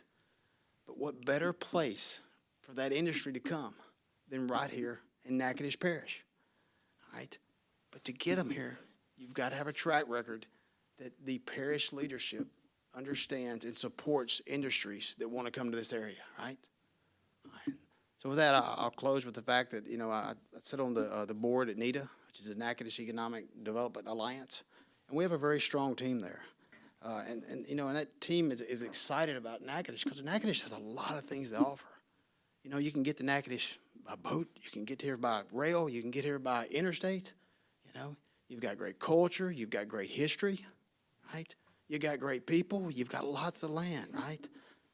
But we've learned that as we go up against others to attract industries here, you know, they got a lot of good things too. So it's important that we have a lot of tools in our tool bag to compete against those other places. And having parish leadership that understands incentives such as this tax exemption, right, is a great tool for our tool bag to know that, hey, they're going to support industry coming here. So I ask if you would please vote yes for the tax exemption. I think you'll vote next week, right, on that? And I'm also open to answer any questions you might have about the investment into the company there. Tell us about the equipment that you're going to install. How much of it, if any, will be to prevent any repetitive motion injuries, safety, or is it just purely productivity driven? There will be very little to no productivity improvement with this. It's quite frankly, it's taking human error and humans out of the process. They will actually sit and watch the machine do the work now versus them doing it. It uses cameras and robotics, okay?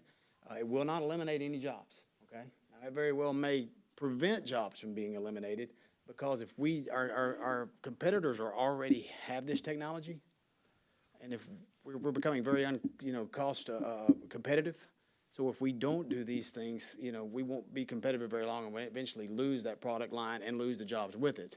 But it takes them out of the process. Right now, they're using their hands, and they won't be using them. So it must be on the dry end.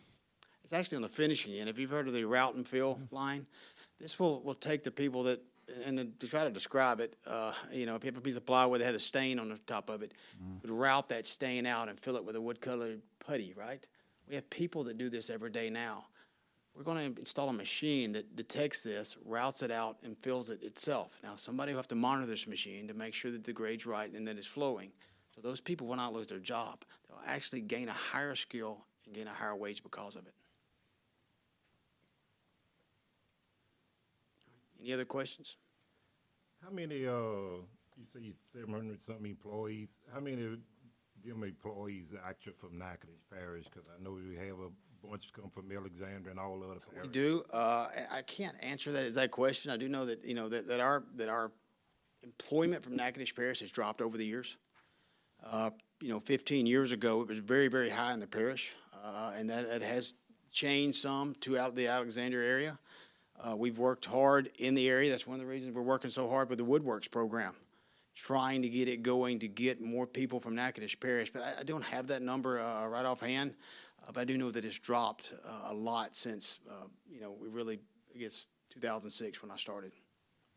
And with the tax break, how much money are y'all saving from Natchitoches Parish, getting the tax break from us? It's a partial tax break, which is 80%. To give you those exact numbers, I believe it's for a $15,000, roughly a $15,000 taxes would be allotted each year to $15,100.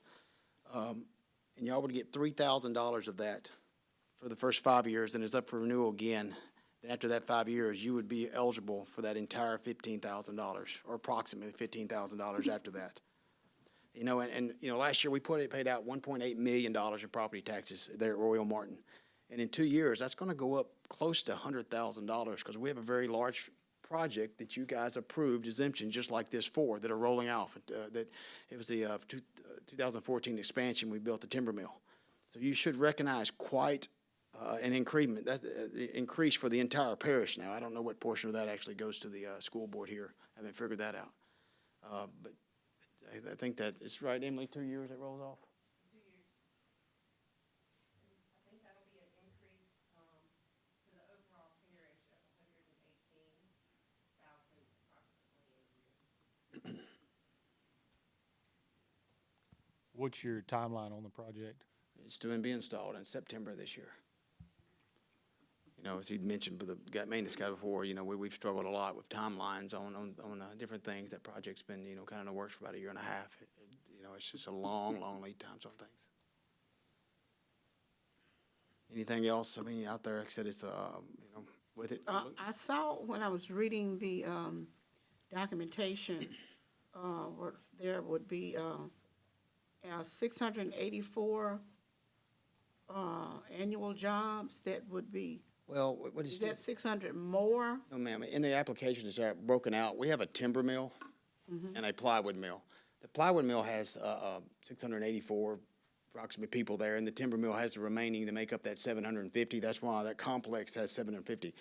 This project will just retain all 684 positions. And so with the expansion, would there be a possibility of a hourly rate increase for the employees? How our system's set up, they very well may recognize a raise if they get the skill. We have a pay for knowledge and skills with each position in that department. If they learn that job, they get a raise with that job. It's one of the reasons we were so successful through the pandemic. Our employees had learned how to do everything in an area and recognized the money for that area. And we were able to move people around. Now, just as recently, I guess July 2022, we did recognize a record of an 8% increase across the board for all our hourly employees. So they had a very significant raise in that facility just, I guess, 8 months ago. But to answer your question, if an employee chooses to want to learn how to operate the new auto route and fill line, they will recognize a raise to go with it. Because with every skill they learn in that facility, they get paid an increase for that. So you just basically said that if they learn a new, if they learn something with this new project Yes, ma'am. that you're that's going to take place, and the employee learns something, a new skill. Yes, ma'am. That they automatically will get an increase in pay. Yes, ma'am. Okay. And so how often does your, I'm asking a general question, how often do y'all do raises for the employer? I think we did one. Employees, I mean. You know, it's kind of we do a I guess a market study. We try to stay better than competitive into our area. I think you understand with all the inflation and everything that's been going over the last couple of years, that's why we proposed an 8%. But we average I'd say, I think the last one we had one in 2009, at the end, December 2019, and then we had one in July, and there may have been one in between. I don't have them all wrote down. Anytime that market raises that bar to have an increase, we go in and raise every level of the different skills within that facility, okay? So everybody gets a raise, but everybody in that facility, if you're a new employee coming in and there's eight positions in this department, you can get a raise for every one of those 8 positions. Does that make sense what I'm saying there? Okay. So at this point, with that 8% increase, you're more competitive with, in comparison with the pay of other plants rounding? We're better than the other plants. You what? We're better than the other plants. We try to, when we recognize the market of where it is, we try to raise our wage level to be above that. At Royal Martin, we try to attract and keep that talent. We need to be above where the other plywood facilities, wood product facilities are in the area. So when we see that, we try to raise that above it. So it's what I'm saying with that. Is that what you're asking, or you know whether? I was basically just asking, were your hourly rates competitive with the that's paid to the employees, competitive with the other surrounding plants? Is it about the same or more, you said better? Yes, ma'am. We try to see what they are, and we try to be above that, you know, to some extent, 2 to 3%. We want to raise the bar for our facility to bring in better employees. We feel we do not need to pay the same level as some of the other ones, and we've always been like that at Royal Martin.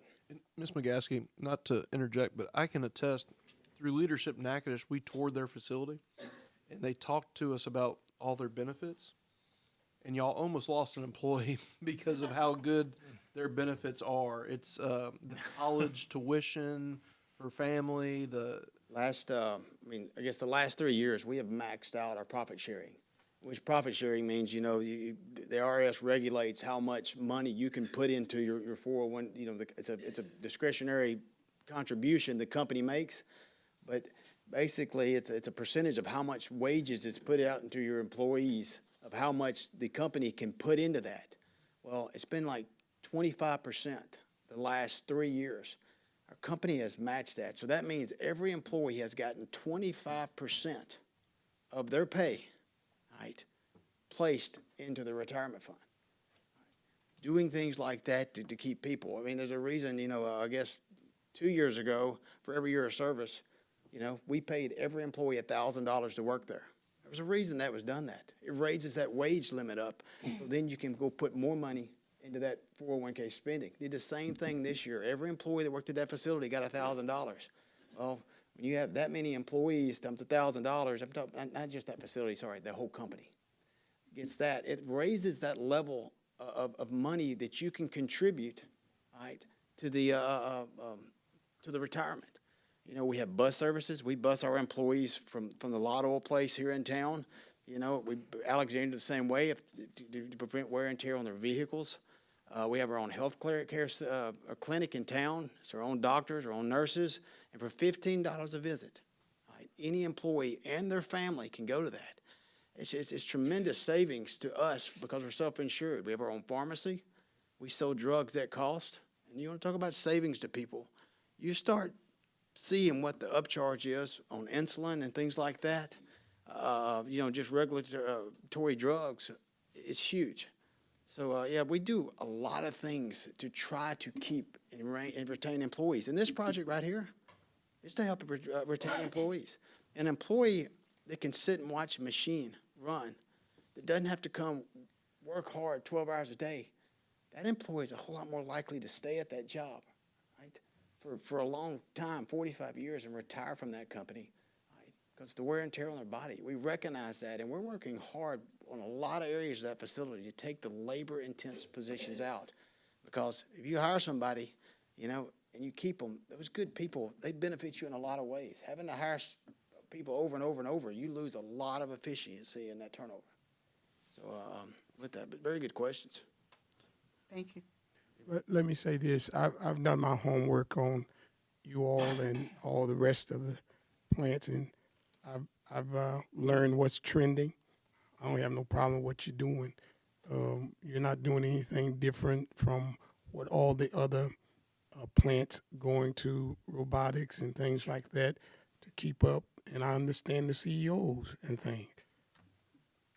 But I guess my biggest concern is what can we do to help Natchitoches get back. And I know it's something that we can do, get back to start working out there where you all are at. And I think one of the areas that has started is with your woodwork. Yes, sir. If there's other things that we need to do, I think I've talked with Dr. Eloy. We all are on board.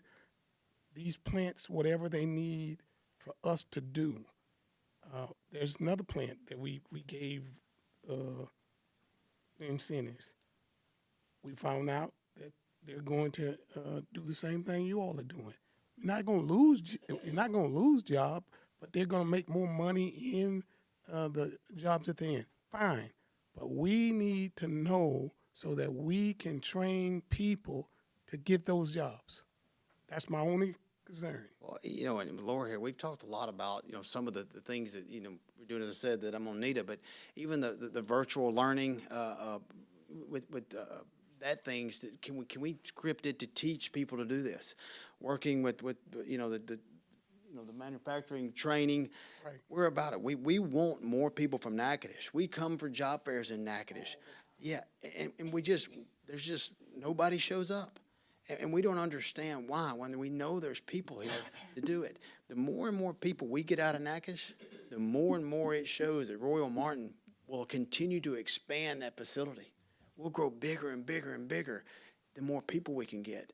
All right, so any ideas that y'all have to help us with that, to help train them, put them through classes, we do a whole lot of that. And we're willing to put money out there to do it with it. But it's a struggle. And we have a lot of good people from Natchitoches, don't get me wrong. You know, it's not, you know, maybe 35 to 40%, but it used to be more like 60%. Right. Okay. Right. So I want to get back there. And Pastor Harris, I can attest to, because one of the things that impresses me about Marco is the CEO came and sat down with us at Natchitoches Central, with Lakeview and Natchitoches Central, and said, I want as many of your high school seniors as I can get. And didn't say, hey, y'all need to do this. Said, what can I do? What can we do together? And he's basically told me, he's like, as many as you can give me, we'll find a place for them. And so I'm excited. You know, we've built that Woodworks. I think you're going to start to see that number increase.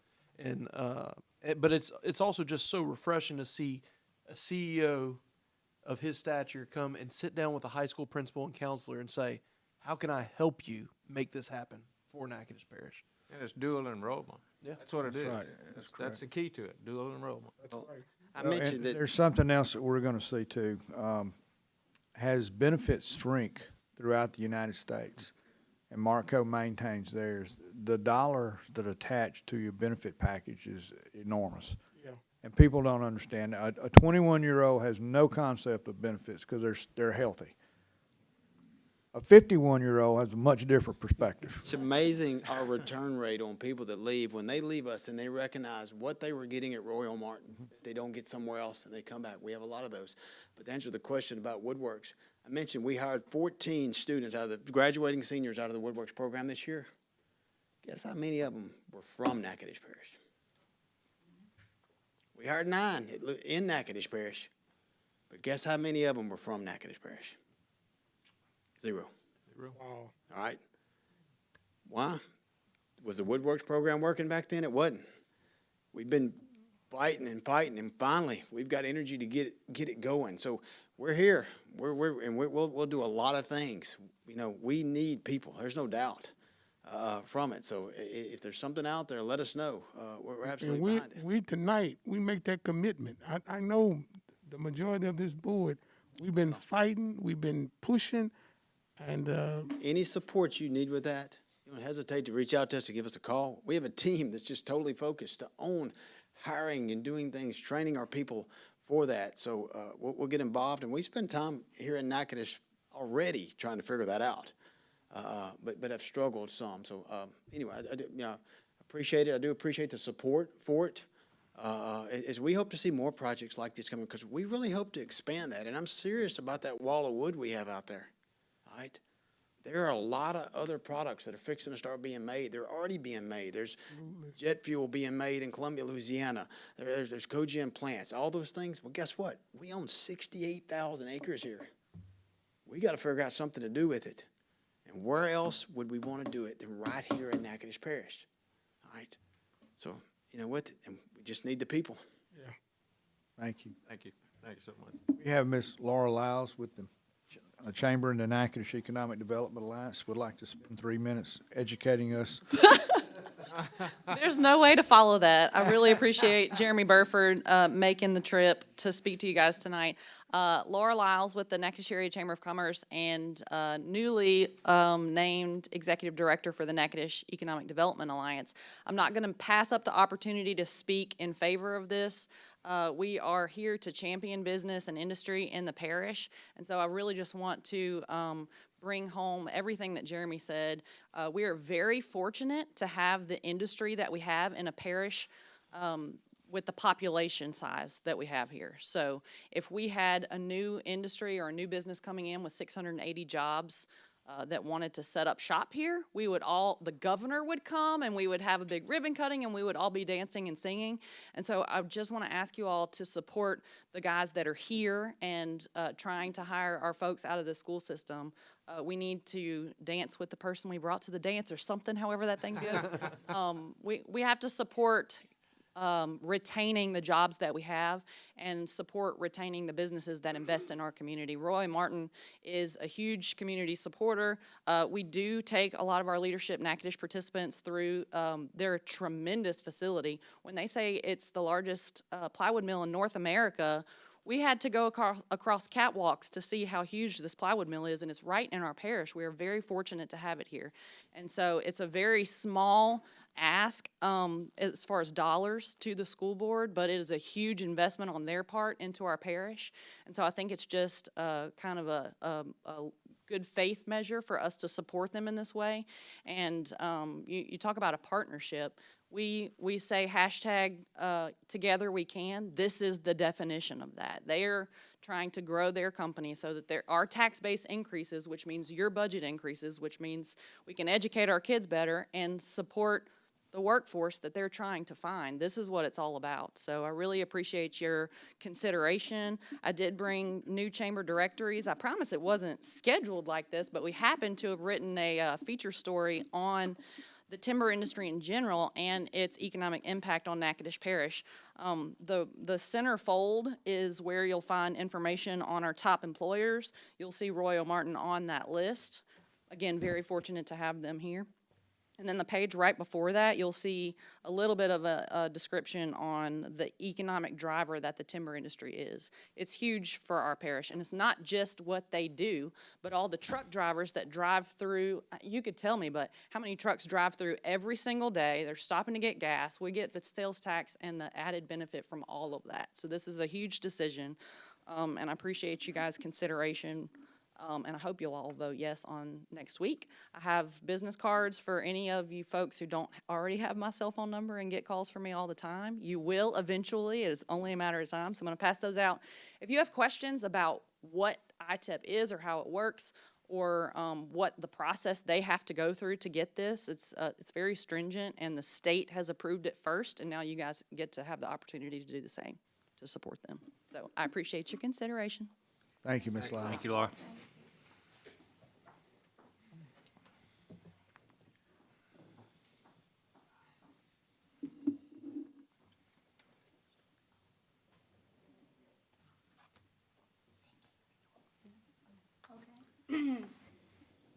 We're on item E, discuss and consider requesting permission to put out for RFP services for on-campus banking at Lakeview and Natchez Central High School.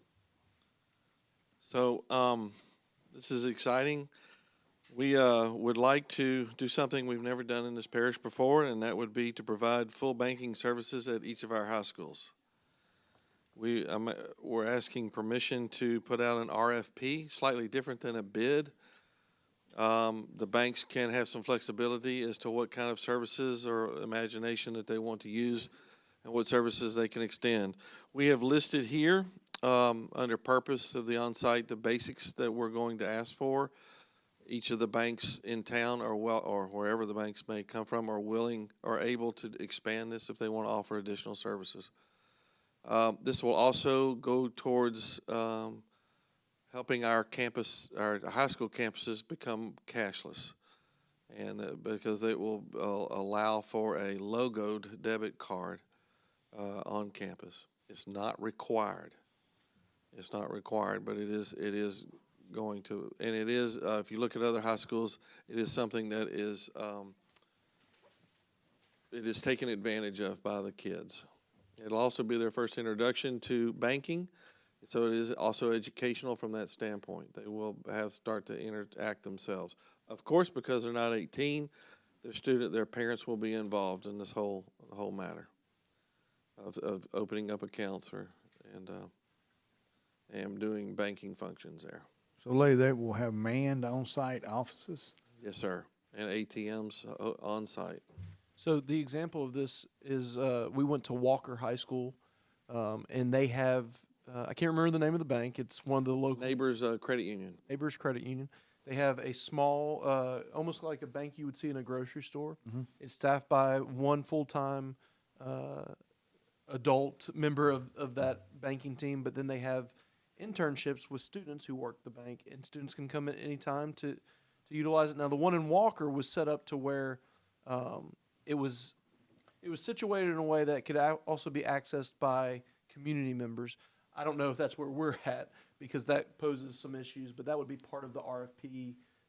The banks would have to, we would prefer this not to be something open to the general public during school hours. Keep people off campus. Exactly. Right. So this is us requesting permission to go ahead and put this out for RFP. So would you be willing to have multiple or one service provider? I was hoping for just one service provider on this one. So how would you choose the service provider?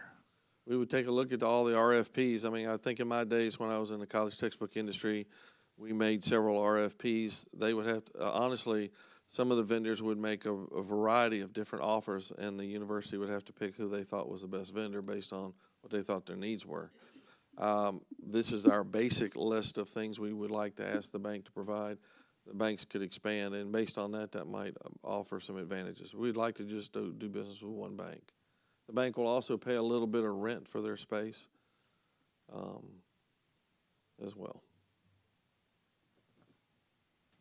So when you say this is all cashless cashless. campuses, I'm sorry. What's that now? All cashless, correct? Correct. So why would we have ATM services if we're trying to get cashless? That was provided, that was provided for the ability to, well, you can make deposits. You can also, there was also loan access to you. I don't know if you remember, Dr. Eloy, but they allowed to where you could come up and you had a person off campus who you could actually talk to them and do your loan processing there as well. It also, they would hire the students that work at the high school to assist them on a part-time basis. Okay. ATM, you're correct. I would not necessarily we're looking to move to the debit card for cashless, but we're going to have all our concessions to where we use debit card processing at each of our concessions, at all our games. We've already used GoFans to start the process where you can buy it online. So we would be using this as a part of our system to going cashless as an option for people who don't necessarily have these options elsewhere. They do offer ATMs. That's because at Walker, they allow people from off campus to come in there because their bank is situated on a corner of the campus, and they can just But come I in do there and think use it. Mr. Benefield's correct, because it is somewhat counterintuitive, but I do think the bigger piece for me at least, in terms of having the ATM, is that provides a one-stop shop for a student to be able to deposit the money. For instance, we've had folks who've come up to games and they say, all I have is cash. But if they have the ability to deposit some of that cash, and obviously not the day of, but maybe the day before, then we want to get kids used to the debit card and used to using this everywhere. But then you'd also have the capability of getting the cash out if need be. Well, let me ask you a question that's kind of a side note on it maybe, but would you use this to sell tickets? No, we're using GoFans right now as a way to sell tickets online. But you can purchase the tickets with a debit card at the front gate. That's correct. So initially it was you had to prepay, but now the schools have a setup where they have a card reader. So if a student had their debit card, So it is possible. Yes, sir. And that takes care of that audit. yes, which is That's- part of our thing. we've been trying to move in this direction for a while. We've already moved most of the activities at Lake, as far as athletic at Lakeview and Nack Central, to the GoFans to cashless. It has helped increase sales, deposits. I'll say it that way. So because managing cash creates problems that not all of it necessarily makes it to the bank. So what we're trying, in this though, that 100% of it makes it there. You said that would involve all school activities? Yes, well, the GoFans side, not the banking side so much. The GoFans is a service we're using that you would buy all your yearbook or anything, like any of the clubs could go online, set it up. Parents can log on and pay for it that way as well. But eventually, you'd also, like, the idea would be, like Miss Coker over at Natchitoches Central. She has a card reader, so a student comes up and wants to buy the yearbook, or they have student fees, things of that nature, where you could evolve this to where many of the things that, Natchitoches Central probably has about $1 million come through their gates every year. The vast majority of that is cash. And so the studies tell us, number one, well, the audit tells us we want to get away from cash, but all the studies also tell us that when you go cashless, you pull in more funds. Right. It's just kind of one of those psychology things. You spend more money when it's on the card than you do when you only have the $5 bill. I know I did mistakes making change and stuff like that. It's like where your wife uses your car. Yes, sir. Now, I have a question about convenience fees and things like that. Will they be charged a convenience fee every swipe? You're banking at that bank. With the person that you're doing it with, so they don't charge their own customers that. Yeah, well, what So if, like if you did an ATM like out of town, there would be a convenience fee, but they would actually be a customer. what I'm saying is, okay, so Lee wants a supersized buttered popcorn and a Diet Coke. He goes to the concession stand, and later, and 2 minutes from now, one of his kids wants a candy bar. And so that's one not thing. the bank. So what you're That's saying? just, every swipe's gonna be a convenience fee, and that's gonna happen. No, because it's just like when you go to Walmart. When you use your debit card at Walmart, if they say it's $150. Mr. Benefield is correct on one.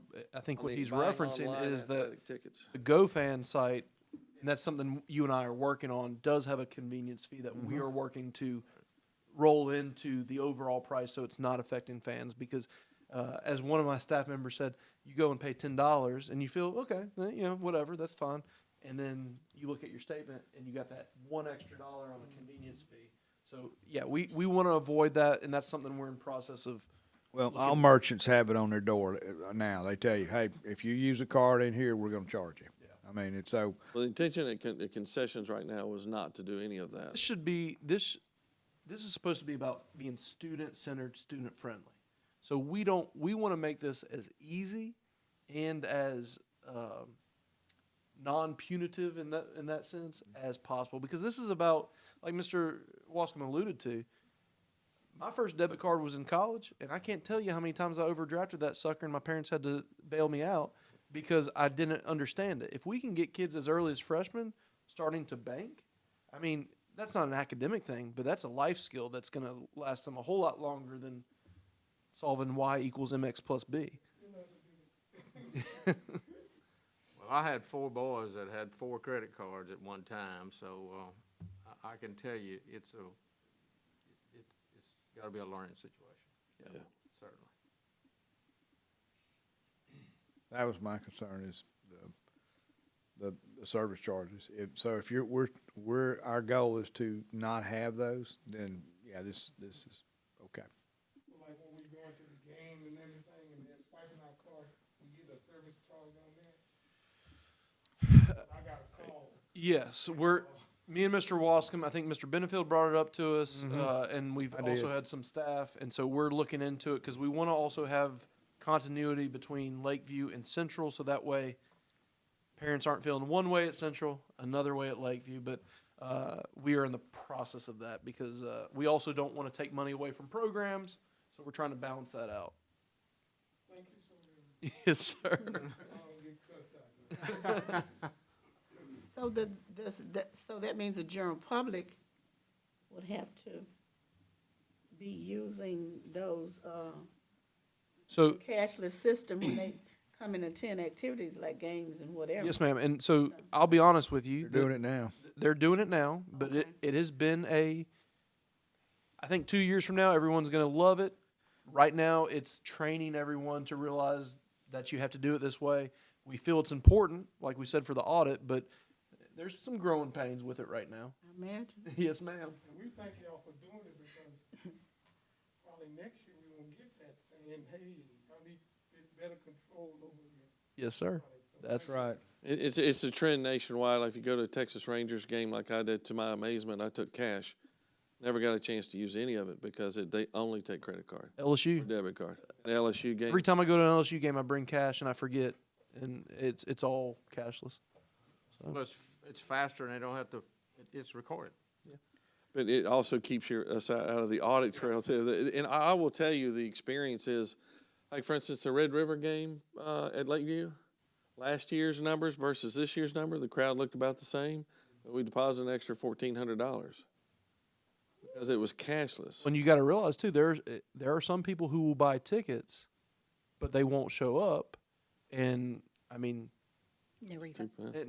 There's no refund system in that, and they don't show up, and that allows us to still, if 10 people don't show up who purchase tickets, then we can still 10 more at the gate, and so that's one benefit. And Well, the idea is you can buy it online before you show up at the gate, and you can use your phone, and we will let you in that way. Or if you haven't purchased it, we will have a credit card system where we ring you up right there, and you just use your credit card or debit card right there. But that has nothing to do with this, right? That really has nothing to do with this, but there's a whole idea of providing additional services in the feel of a cashless, campus. two different things to promote a holistic approach to cashless. Now, clearly, they can use these debit cards because we would like to introduce right now. Tied together. We would also like to, in the future, maybe introduce a privatized coffee shop at each of the campuses. There are many ways that we can go with this. We've seen some campuses that have their own pizza place on campus. So in other words, they could use their credit card if their parents loaded their debit card, transferred money into it, that they could actually start using this. We have to get the structure in place so then we can start expanding it. Because I will be coming to y'all later wanting to try to get a coffee shop on each of the campuses. Right now it's just high schools. But I have to get it. We have to get the structure in place to support such things and get the other vendors behind it. And just to talk about the academic side of that real quick, and I don't want to chase down a rabbit hole, but you can use your ProStart classes to do that, which is credentials. But then you can also, there's entrepreneurship classes that offer credentials. So it looks like you're just putting something nice and shiny out there, but it really serves a purpose of multiple different pathways so kids can do hands-on things that are they're a lot cooler than sitting and reading a textbook. We're also thinking about starting a spirit store, if you know what I mean by like selling clothing for that particular campus. So Lakeview would have their own clothing store that you could go in there and sell that. And that does not necessarily have to be limited to just the high schools. That could actually go to the junior highs as well. I know the Hawk clothing would sell really well. You can sell the idea would be that the students would design the clothing, order the clothing, check in the clothing, put it up for sale, and actually sell the clothing. They would do the whole process. They would learn how to be businesslike. I'm familiar with this because that's what I used to do for 25 to 30 years before I came here. So, and I guarantee you this can work. And I know some of this sounds crazy, but if you ever get a chance to go to Walker High School, they're doing all this. It's simply amazing, and it works seamlessly. And not that we want to replicate everything they do, but it's pretty amazing what they're doing with And the other thing for people like me, you don't have to stand in line. There you go. Maybe down the road, that would bring more kids back to the parish. From the bank side, it's an exciting opportunity listening to neighbors, credit union, to have, like in case the whole campus, an opportunity to interact with a bank that they're familiar with. Well, and they maybe their very first savings account. They believe if they can make a customer at 16, they may have a customer for life. So I think we could talk about this all night. Yeah, sorry. I was supposed to be brief, I'm sorry. That concludes finance. Thank you, Ms. Palmer. Ms. Page, I think you have an item, technology department restructure. Mike's doing it, but it is under yours. Thank you, Ms. Page. I have a question. Can we put on some heat? My hands are. I believe Mr. Shirley looked at it earlier. There is an issue that he tried to rectify, and I don't think it's caught up yet. So we can leave early like the lab students now. I think it's that pipe to the lab school. How are y'all doing tonight? So it's my first time actually getting up here and speaking since the new board has taken over. So I'm Mike Cozad. I'm in charge of IT for the district, for those of you that don't know me. All right, so tonight I would like to propose to you a restructure of the way our organization is for our personnel and technology department. I'm going to be brief and get through this and tell you all about all the pros and let you try to spot any cons. All right, so this is the current layout of how our technology department is set up. These three top positions right here are actual NPSB employees. These three that are boxed in red right there are technically not our employees, they are contractors. Okay? They work through a company called Howard Technology Solutions, and we have had this going on for 2017, I believe that contract's been in place. What I am proposing is that we bring in the technicians that we have right now under the district as district employees and eliminate the service contract. In addition to the 2 technicians that are currently staffed, we're going to eliminate the 3rd technician position, which remains vacant and unfilled at this time, and replace it with a technology support specialist, which is at a slightly lower pay level, because they're not going to be expected to do the same amount of work or as technical of a job, but still a pretty technical job, but they'll also be able to assist in administrative tasks for the whole department. This is going to save you $2,104 a year over what you're currently paying for the same thing. Same job and savings. Same job. We're committing to our people that have been with us in these contract positions for a while. We're bringing them in, we're giving them the benefits that they don't get through a contract position, and it's putting money back in the district's pocket. Excuse me. In addition to that, these are currently being paid on the contract through the general fund. As we move forward,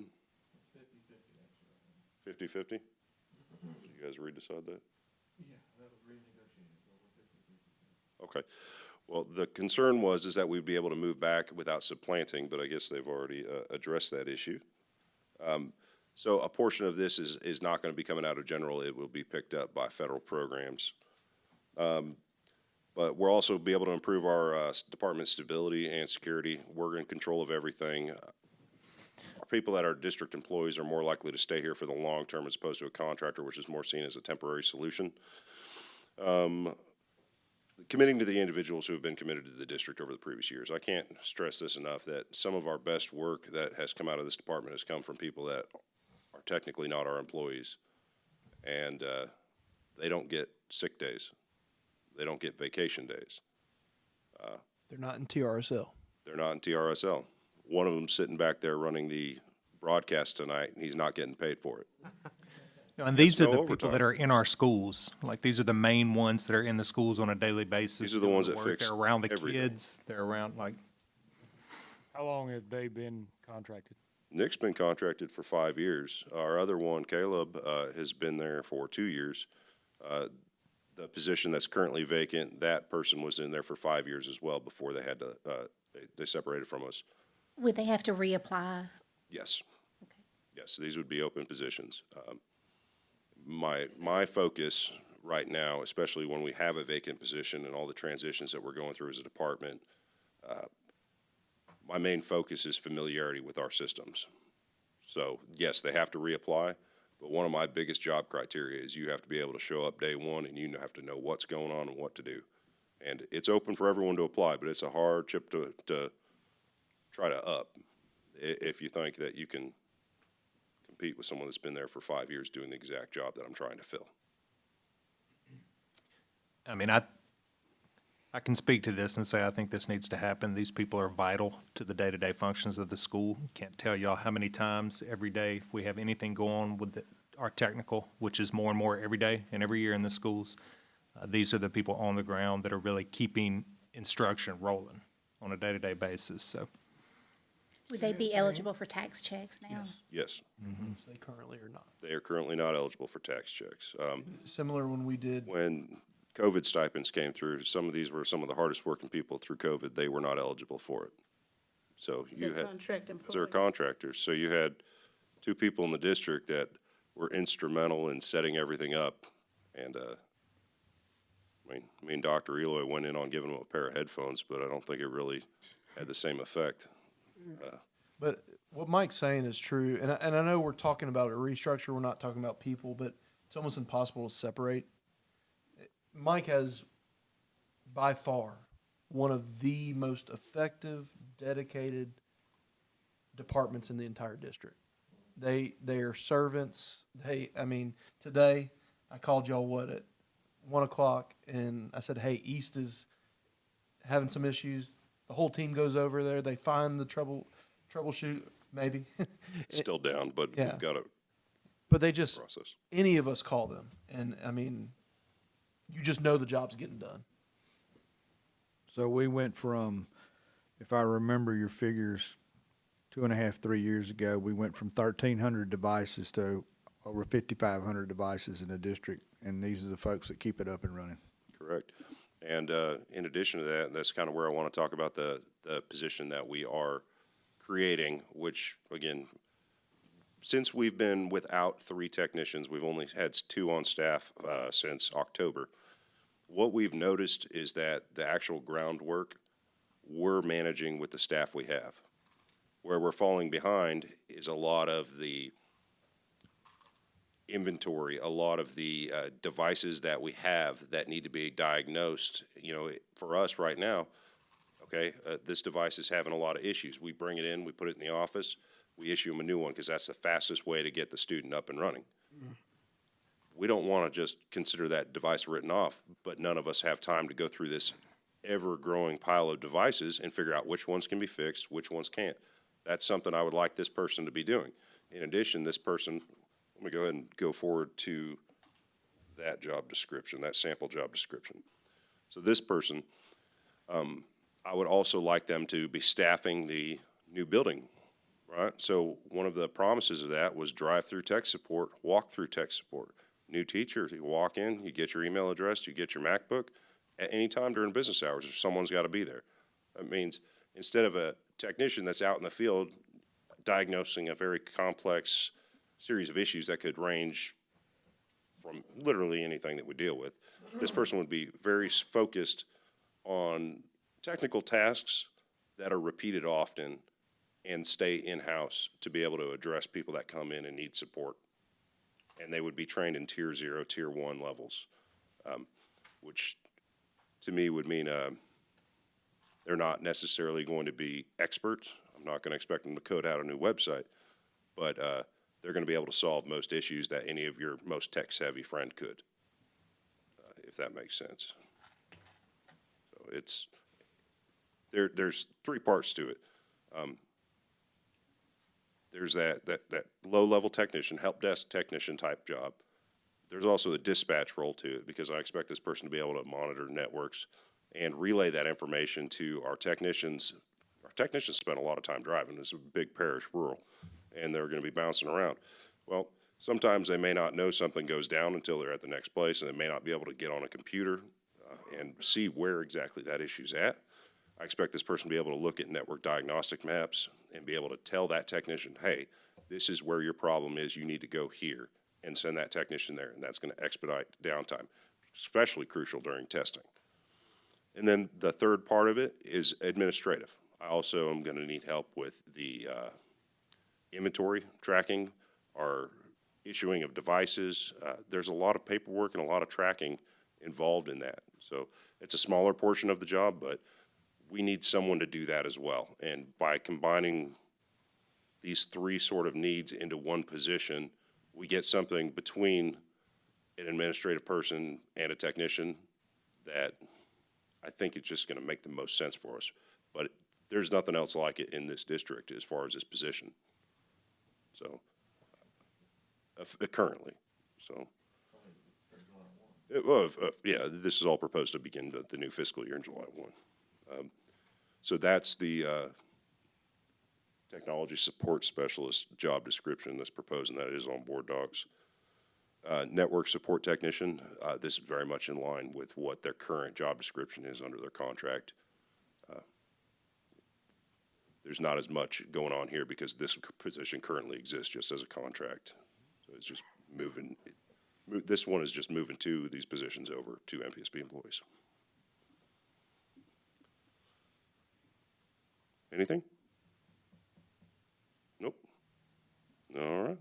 Y'all have a good night. Thank you, Mr. Thank you, Mike. Thank you. Okay. Thank you, Ms. Page.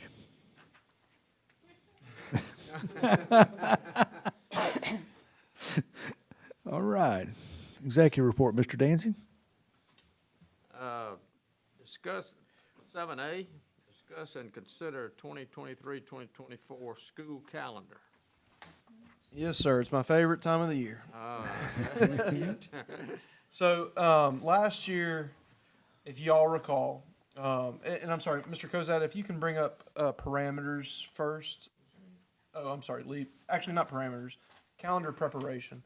Last year, if you recall, we had a very abbreviated time period where we had to get this done, and the board was rightly concerned about that.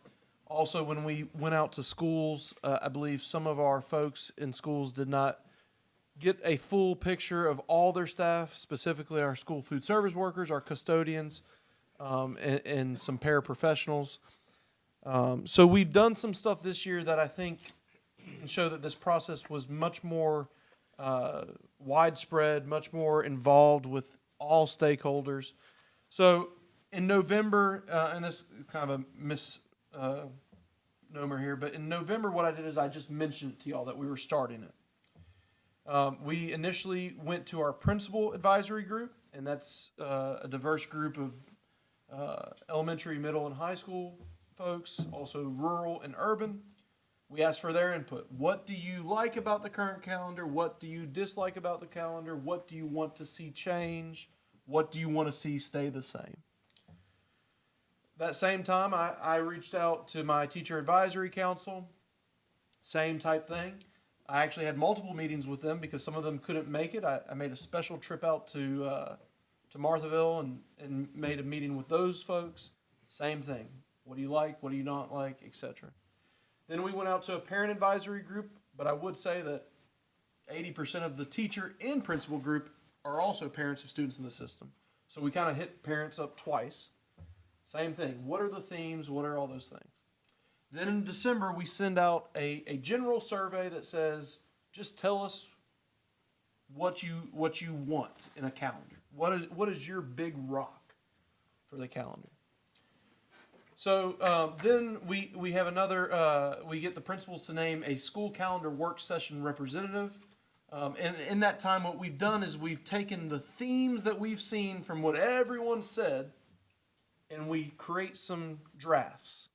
And actually drafts of drafts, because once we submit some of those drafts to some of the principals, they immediately say, no. And so we redo those drafts. Then once we have some good drafts, we get the school representatives to come in. We explain to them the process we've gone through. We say, this is our thinking. We do not tell them what one we want, because in all honesty, there is not one that the district in terms of central office prefers. And then obviously tonight or next week will be the board vote. I want to let you know the results from the advisory groups. 3 main themes came out. There was no general theme of support for a significant shift. The majority of the folks support the current framework, with caveats about, minor issues about, I'd like Christmas, more dates before Christmas or more dates after Christmas. Or I think one of the things Mr. Benefield has mentioned, and actually several of y'all have mentioned, and teachers agreed, we'd rather not come back on a Friday from Christmas break, things of that nature. One of the things that they were very adamant about, and this was principals, teachers, and parents, was they all really liked the fall break, and that was super consistent. So keep going, Lee. Okay, so then we get down to the vote, and I will tell you, and I won't tell you which one yet, but 68% of teachers, principals, school food service, custodians, etc., chose one of our calendars. If you recall last year, it was like 51-49. It was very narrow, but we have a clear choice from the folks. What I also like is I also got Ms. Kanika to do a central office vote. Now, I will tell you, central office doesn't get input in this because we're 12-month employees and it doesn't affect us as much. But what I was excited to see is that there was alignment between what everyone out there wanted and what everyone in here wanted. So, Lee, if you can go to parameters. One thing we always do when we talk about this is before we talk to principals, before we talk to anyone, we go through the parameters. The first one, the most important thing, and I have to always deal with this because I have a friend who's like, hey, I'm going to England in October. Well, I'm sorry, but does that support student achievement? I'm not going to give you your dates because that's not a holistic approach. It's about student achievement. Always ask, how does this change to the calendar support improving student achievement? And so when we make changes, we try to always first put that into our minds. Also, state law, Bulletin 741, we have to have a minimum of 63,720 minutes of instructional time. That means 385 minutes of instructional time per day, 168 instructional days for students. And when you add PD and all the stuff we do with teachers, it ends up being, and include parent-teacher conference, 176 days for teachers. Again, that's stuff we put in contracts, so once that's cemented, it has to be there. The next things I will tell you, this is not bound in law, but it's best practice. Semesters being balanced. If you're earning Carnegie units, you want the same number of days per semester, as close as possible. We also put in there, y'all know our weather situation? From year to year, I've had a year here where we had 12 weather days, to a year we had 0 weather days, and now we've had no weather days, but we've had heat days. So we always try to put 2.5 days for emergencies. We also work to maintain, and we talked about this, strong weeks of instructional time. I think Mr. Legrand last year told you we like to go hard for 9 weeks. No breaks.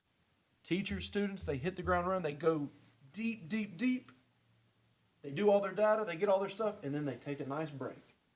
And then they come back refreshed.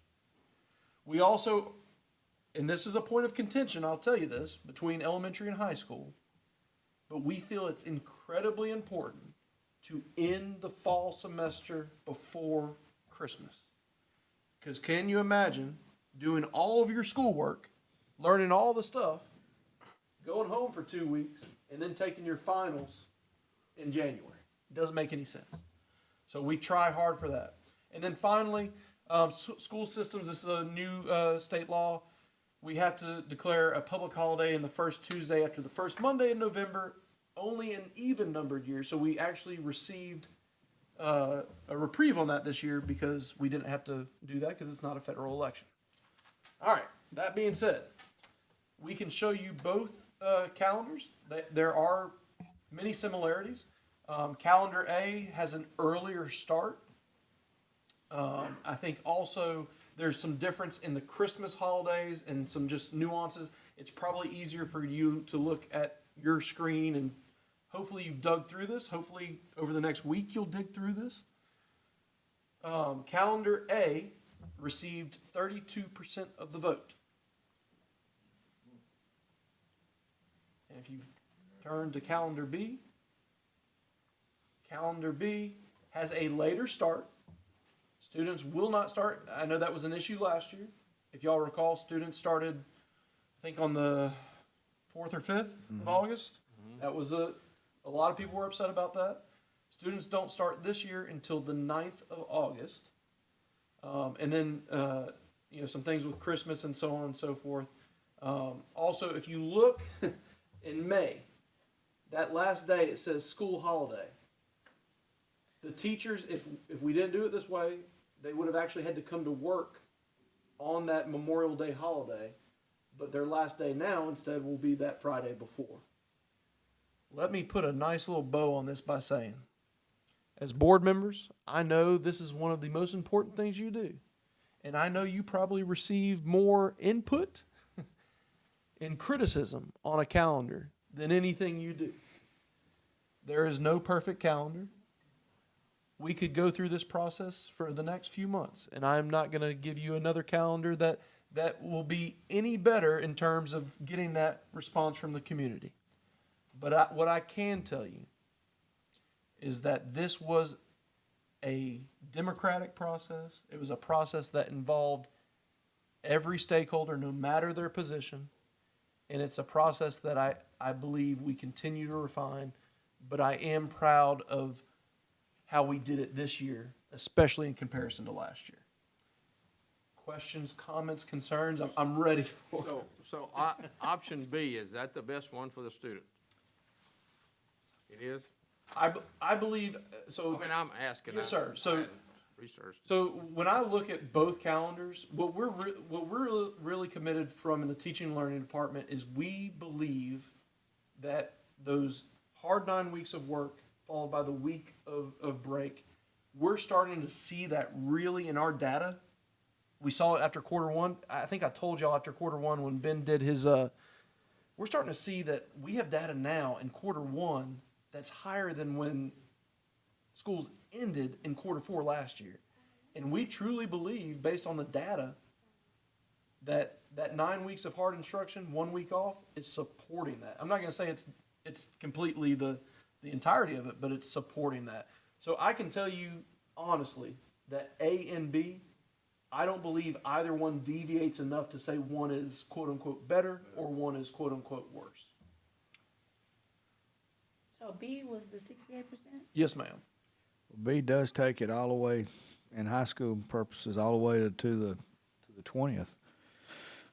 And then That's you have been the pushback. It has. The one pushback is going up right to Christmas on that Friday.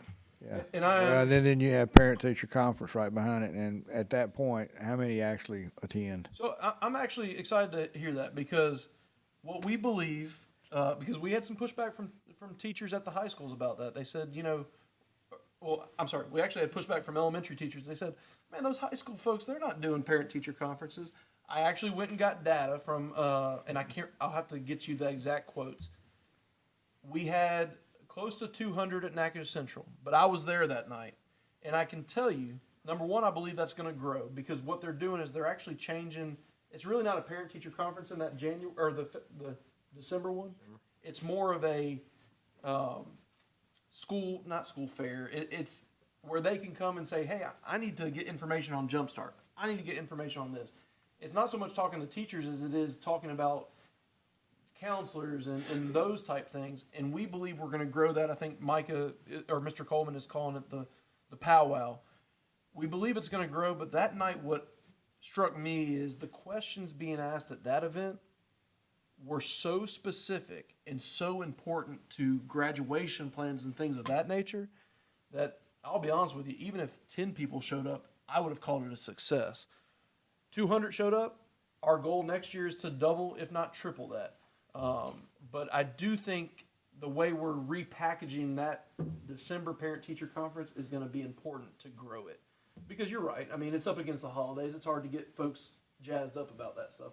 But we do believe every quarter it's important for teachers to touch base with parents.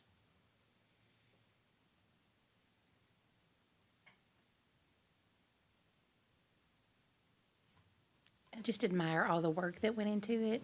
I mean, you can tell by the lack of questions. I mean, you pretty much covered everything. Well, and I want y'all to know that y'all's legitimate criticism of the process last year and concerns about some of the issues. Suggestions.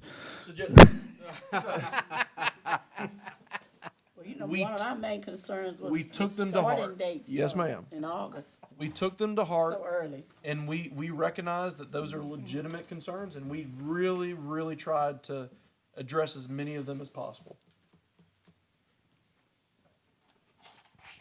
Well, also, this is the second year of a similar type calendar, so, some of this is kind of soaking in. Yeah, and Christmas is so hard when it falls on the weekend, or like Christmas Eve falling on the weekend. So next year, it'll even be better because it'll be like on a Sunday, Monday. And we did talk versus- about that. Monday, Christmas, Tuesday. Christmas does become harder depending on when it falls in the week. Mhm. And so that is the struggle. But that was one of the main differences between A and B. I think A, we got out sooner, but at the same time, that means you started earlier. And And again, this is the 23rd. Excuse me, 21st. Is that a half day of school or full, on December? December 21st. On option B. Is that a full day off on 21st and 22nd? I'm sorry, I was looking at That's a October. parent-teacher conference. Yeah, I know. 21st is a Go to school that day? So Friday would be a half day. Well, usually it's they go to school the morning of the first, and then they're off. Half a day. Okay, okay. On the 21st. On the 22nd, students are virtual, and then we have an 8 to 12 parent conference because we want to give those parents who work different shift work, we want to give them an option for afternoon, and then the next day is an option for the morning. Yeah, if you read the legend, it kind of explains that. Thank you.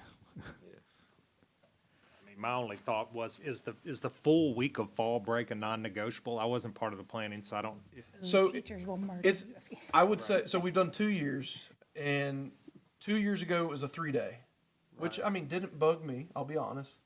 But we received a lot of feedback from folks about how that wasn't enough, it didn't feel full.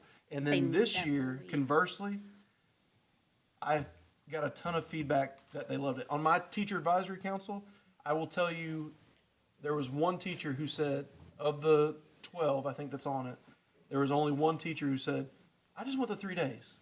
Everyone else looked at her and said, shut up. I guess my point, they loved it enough to go up on until Friday before Christmas. And that would have been the trade-off. If we reduced the number of days on fall break, we could have got you out on Christmas earlier. But going back to those themes that came out, not everyone, 95% of people were adamant about October, that fall break. And Miss Page, I like to bring her in on this because she has HR, she deals with people. That stretch from August to October, and they need that break, and I feel like we had a lot better mental health this year than we did in years past. Ms. Page, I don't want to put you on the spot, but would you agree with that? And if you look at it, So actually, the kids will be off for 7 days mm-hmm. in October. They'll be off that Friday, and they won't come back because of 17th. Yeah. That, Monday's, the. Well, no, they'll be PD. there the 5th. PD. No, they're on the 5th. Then the 6th, they're not there. So, yes, correct, because that first day back is professional development. So that's a week every month for the last 3 months of the year. But do realize, guys, that one of the things we do is we are making sure they are getting the number of minutes they're supposed to have. So we are within legal guidelines. That's the first thing we do. Getting the necessary breaks, that's the main thing too. Mental health wellness. Mhm.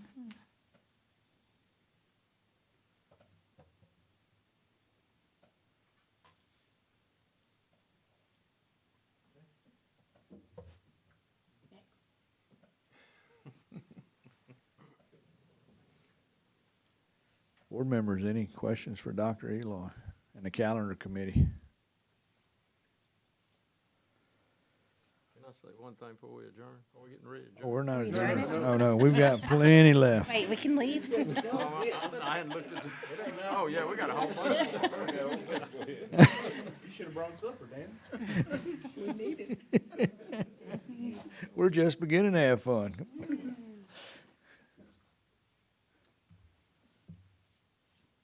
Go ahead. We're still waiting. You got us waiting. Oh, you got, well, what I was saying is I just want to have a meeting of our committee Tuesday at 5 o'clock. That's all I want to say. Oh, okay. Just coming Tuesday.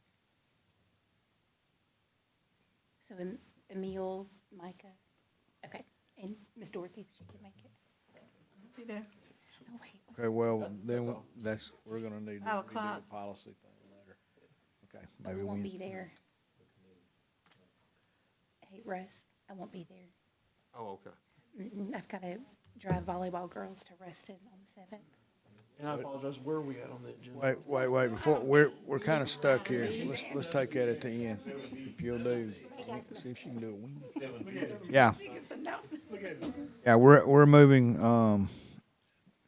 7B. yeah, that's it. Mm-hmm. 4 more items after that. Oh, I'm sorry. I thought you were still asking me a question. Let's see, we're on 7C, right? B. No, B. We can be. I'll go home and read that. Not? All right, 7C. B. 7B.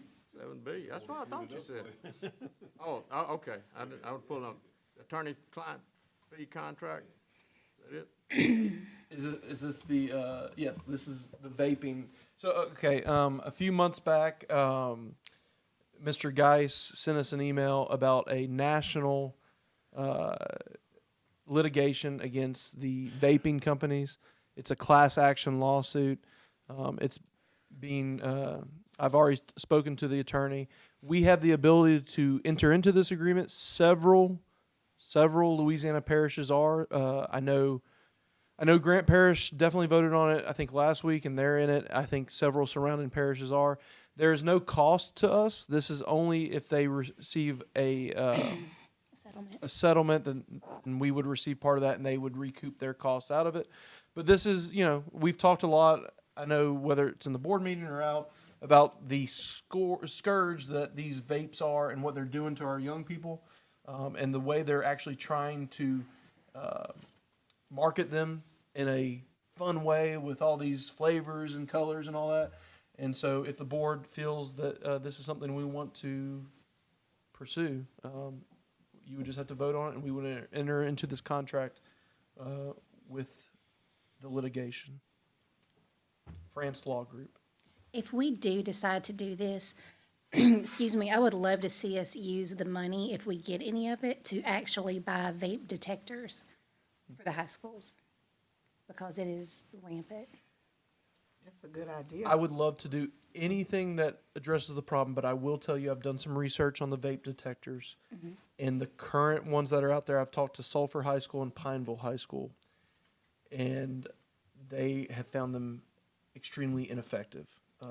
But that doesn't mean we can't find a different product that maybe is better than what they had. But Okay. I would just want to be cautious. But I do think the money, if one, should go to these type of initiatives. Right. Yes, Or ma'am. maybe we could pay a kid to be a narc. Yeah, that would be good too.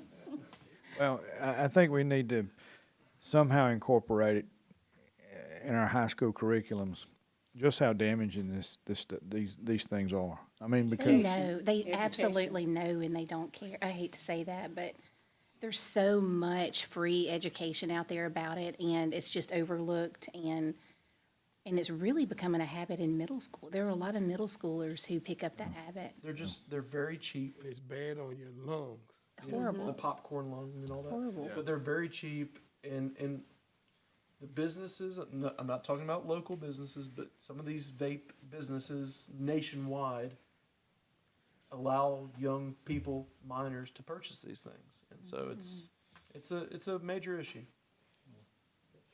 But I read this, so I just need to ask the question in regards to this, us being a part of this suit, the school board. It's against companies in general? Yes, ma'am. State of Louisiana? It's several vaping companies, national vaping companies. National. And it's actually in there, but it's one of the pieces of litigation has already gone on, but there's several other pieces that are continuing right now. so you're not talking about retail, you're talking about manufacturers. Correct, manufacturers. Okay.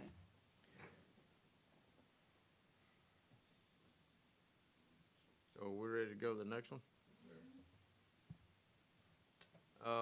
item 7C, discuss a parish-wide needs assessment survey. Mr. Harris? All right. I think some months ago, Mr. Wascom and Mr. Dr. Eloy and Mr. Garner, we all got together and we were talking about our need to go into the community, do some town hall meetings to see where we're losing our students and things at. Later on, Mr. Benefield and Mr. Fredu and others became involved, and we want to go ahead as soon as possible, get this started so that we can stop the bleeding. For as you already know, that I'm not sure what the numbers are. I was trying to get the numbers earlier today. We did say something about looking at 5.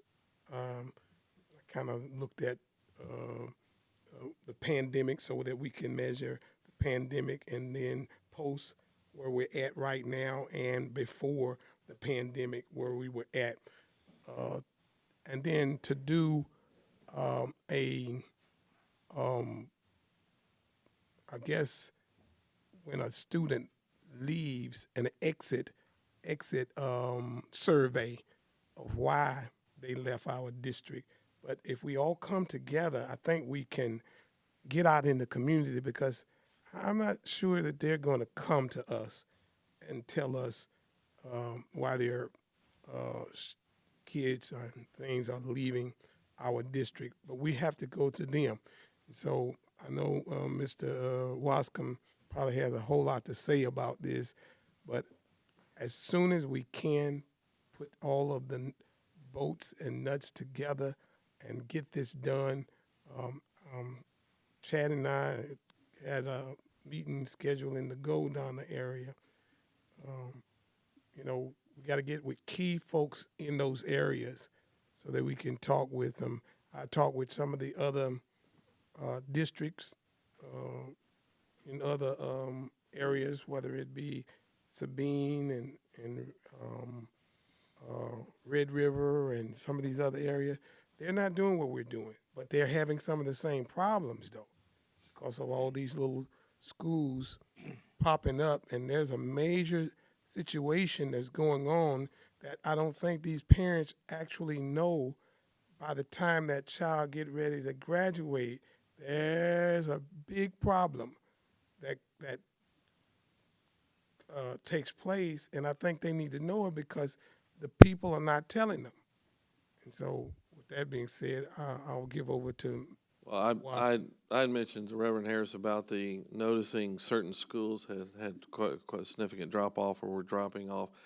And the question is, some of it is birth rates are down. There's different other reasons. Some people just move out of the parish. We obviously saw the parish decline some. But even when you took that into factors, what's really causing this? Why would somebody want to send their child to a different parish? Because I hate losing. I'm competitive by nature. I want to know why our schools, why aren't we getting kids from other parishes to want to come here?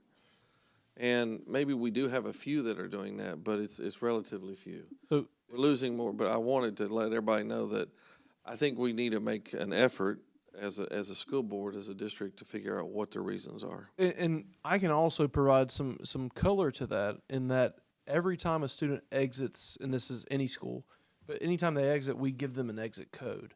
And so what we can do is I can also get Ms. Theus to pull however many exits for so many years, and it will tell you exit out of parish, exit out of state, exit to home school program, exit to private school program. So we can look at some of those things, because I do think it's death by 1,000 cuts type thing. And I don't know, if we look at it, and I'm just throwing out percentages, if we find out that 75% of our kids are leaving, and when they leave, they go to Texas, that's a different problem than if 75% of them are going to private homeschool. So I think we can give some even better context through our information systems to really give us some talking points on it. I think it's just valuable input to allow us, if we could measure it, we can start to manage it better. Just not think- measuring it. In addition to these type questions, we also need to talk to all the parish residents. What can we do as a school system to better support them? That's right. Now what's going to happen is we're going to receive lots of, well, I wish you would do this, I wish you, and we probably already have that in place, but they just don't know about it. I think you'll start to see themes. That's exactly right. And so we need to promote ourselves and what we're doing and the great things that are happening in this parish, because we just don't, I mean, you see some of the things on this agenda, which are remarkable. But unless you listen to the live broadcast or read about it in the Natchitoches Times or the whatever media, it's not out there. So I think we have the opportunity to help ourselves and help the parish residents understand that what we're doing. But also there may be that epiphany that somebody may have something that, we can do that. What's interesting though, because Mr. Wascom, as he shared with y'all, we're down district-wide. But there's pockets where you're seeing that culture shift, that academic focus is bringing people back. One of your schools, Fairview Alpha. Now, 10 years ago, they had 600 kids. Mm-hmm. They started this year with around 224. I can report right now, they're at 257. Mm-hmm. Now, why is that? I believe it's because they looked internally. They said, what can we do better? How can we change our culture? And then they also improved their academics substantially. I think when they move to a B, and I'm saying when they move to a B, you're going to see that even more so. And I think we have to look at that almost as a microcosm of what do we need to do everywhere. Marthaville is another case study. I mean, there used to be a tremendous amount of students at Marthaville. And how it directly impacts finances. I mean, I want y'all to know 45% of our funding comes from MFP. And it is, as that reduces, it just dramatically wipes out. We have to understand. $33 million. Well, it used to be it's around $30.5 million that we get with MFP money. We have to understand the history of some of those communities too. Some of those communities are still upset and crying about they lost their schools and things. So we have to be able to listen to them, and like what happened at Fairview, we wanted to make Fairview more given to the community again. One of the things we did is that walking trail. The other thing that I think is going to be a major impact is when they take that ballpark that's in Red River Parish and bring it now to the school, just like at Goldonna, just like at Marthaville, that they will start to come back there. Ashland area is going into Castor. And Saline. Some of Fairview is doing the same thing. Some of Red River, that Martin area, they just ride right down the road to Castor. So we have to understand what's going on so that we can mitigate it. But if we don't address it, some of the other districts, they just say, hey, it's just like what it is. But we're saying, no, we're not going to do that because we think we have a good product. Now, if we don't believe in our product, then we can't sell it. Agreed. I think we need to do this sooner than later and go ahead and get this scheduled for this spring. I would like to offer any of the board members, if y'all set up some of these meetings with your constituents, and I think Dr. Elo would, I'm speaking for him, but we would love to be there to listen, to help listen. I think if we can put together a group within here, first of all, to pull it all together and get with each one of you in your districts so that you can plan the meeting, so that we can put it on the calendars, so that we can be there. And the location. That's right, at whatever locations you got.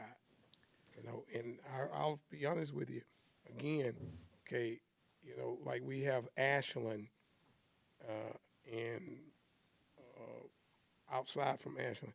We have to take that area itself. We can't say, well, we want y'all to meet us over in Goldonna or whatever, because they're not coming. Perhaps there's a church or someone that Right. may offer, or the fire department has got a volunteer fire department, got a nice building, so who knows? I just think it's a very pragmatic and very progressive idea, so I'm all for it. I think a lot of it is the lack of knowledge, and you said you'll see them themes there, and they some people may think or be under a certain impression because one person told them one thing and they did not dig into it. Since I've been involved with y'all, I've learned a lot, and I get asked some questions and I spit out an answer and they think I'm really smart, but it's just because I know the policy now or know Right. something. So going out to the community, each community, like you said, to Ashland, to Marthaville, to Hagewood, to Provençal, and not one general location will mean a lot, and it will benefit. Monday, February the 6th, we're going to Goldonna, and that was kind of something I wanted to do, a meet and greet, because I did not grow up in Goldonna, and I represent that district. It was kind of already in motion, so it's more of a meet and greet with me, and but y'all are all welcome to come and support if you like. It's at Goldonna Elementary at 5:30 Monday. So. Yeah, I think, Reverend Harris, could you and I get together and maybe pull one other person in and just, let's get some dates pulled together for the areas? You wanna? Yeah. Okay. Let's, you and I work on that, tomorrow. Okay. Thank you, sir. Look at locations for the different areas too, Yes, ma'am. especially the communities. Like, we probably could work on something in a couple of areas like MLK or one of the churches or something like that. Item 7D, discuss and consider changes to the 2023 board meeting calendar. Ms. Kanika? After looking at the choices, the change that we made to have the meetings on the first Thursday and the second Thursday, and looking at the school calendar, and then other conventions that you guys will be going to, I found, and you can see it on there, in March for the board meeting, for the board meeting, I'm sorry. That day, you guys will be coming back from the LSBA convention. That's second, on the 9th, yes, that second Thursday, which will be a voting meeting. In April, the committee meeting falls during Easter break. I think it's committee meeting. And then in October, regardless to which calendar choice you guys choose for the 23-24 year, if it's either A or B, it's gonna fall during fall break. We had the same thing with LSBA this past year, so we just moved it back a week. Well, but on that night, it actually ends at 12 o'clock. Mm-hmm. We could be here. Yeah. Yeah, Just right there in Lake Charles, so that ain't but. yeah, so that's not bad, huh? Me and ain't but 2-hour drive. Yeah. Yeah, So, I'm good with it. I don't know if it don't make no difference, move it or just leave it that day. You already have the day off, Mr. McGuire. Mhm. You already have the day off, so you might as well. Just won't be able to stop at the casino. You have to do it the night You before. already be in there. You already be there. I think you're having. To leave, you be lost all your money back.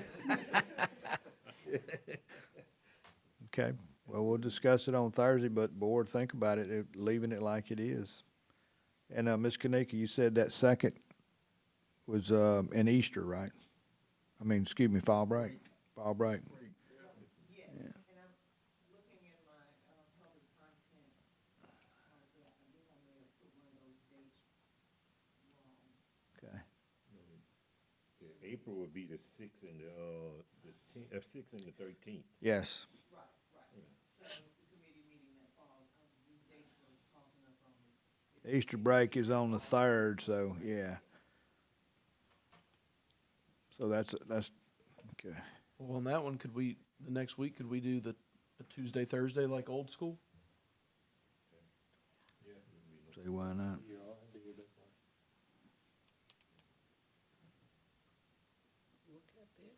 So what dates would you be targeting? 11, no, yeah? 11th and the 13th. 11, 13, yeah. Okay. Any other suggestions on that calendar date? We can vote on? What, let's go back, what do we say on the, is that on April? Yeah, 11 and 13, just, Yes, April in the content, in the public contents part, well, I actually have April 2nd as the meeting date, but that meeting is actually already scheduled for April 6th, I'm sorry. So that falls within that Easter break. The 6th and the 13th. 11 and 13. Okay.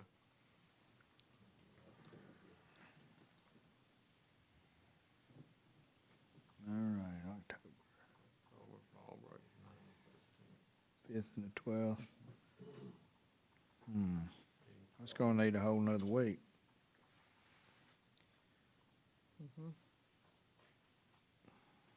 Why couldn't we have the meetings on the 5th and the 12th? All break. I'll break on the 9th through the 13th, so. You could do 17th and 19th. That'd be the next week. Just do them both, committee and full.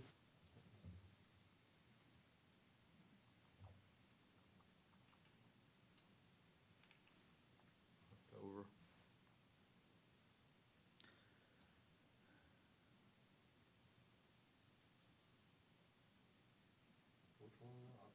Yeah, the fall break scheduled from the 9th through the 13th. Couldn't have it earlier in October? We could. That's open. Yeah, If you do 5th and 7th, the only thing is In you won't- October? You won't. You can't do the 5th and Not 7th. 5th and 7th, the 7th. That's Thursday and Saturday. I ain't coming up here on Saturday. That first week could be the third. third and the 5th? Do it And the fifth, the first week. Do it third and the 5th. Just be aware, you won't have some of the reports, so, yeah. Well, yeah. But as long as y'all are good with that, we're good with it. Yeah, okay. Any other options? So 3rd and 5th we vote on, or the 17th and 19th? Two options there. Okay, I think it's better to do it earlier. Yes, ma'am, I agree. okay. Okay, 7E, discuss and consider addendum to 22-23 in Natchitoches Parish School Board Pupil Progression Plan. Yes, sir. So this is what I was referencing. Miss Washington left me because she doesn't want to. Couldn't stay the whole time. But this is what I'm referencing with summer school. So Bessie just recently approved in December a new policy, Bulletin 1566. I think it's a great policy, but it's intense. It's to tackle literacy.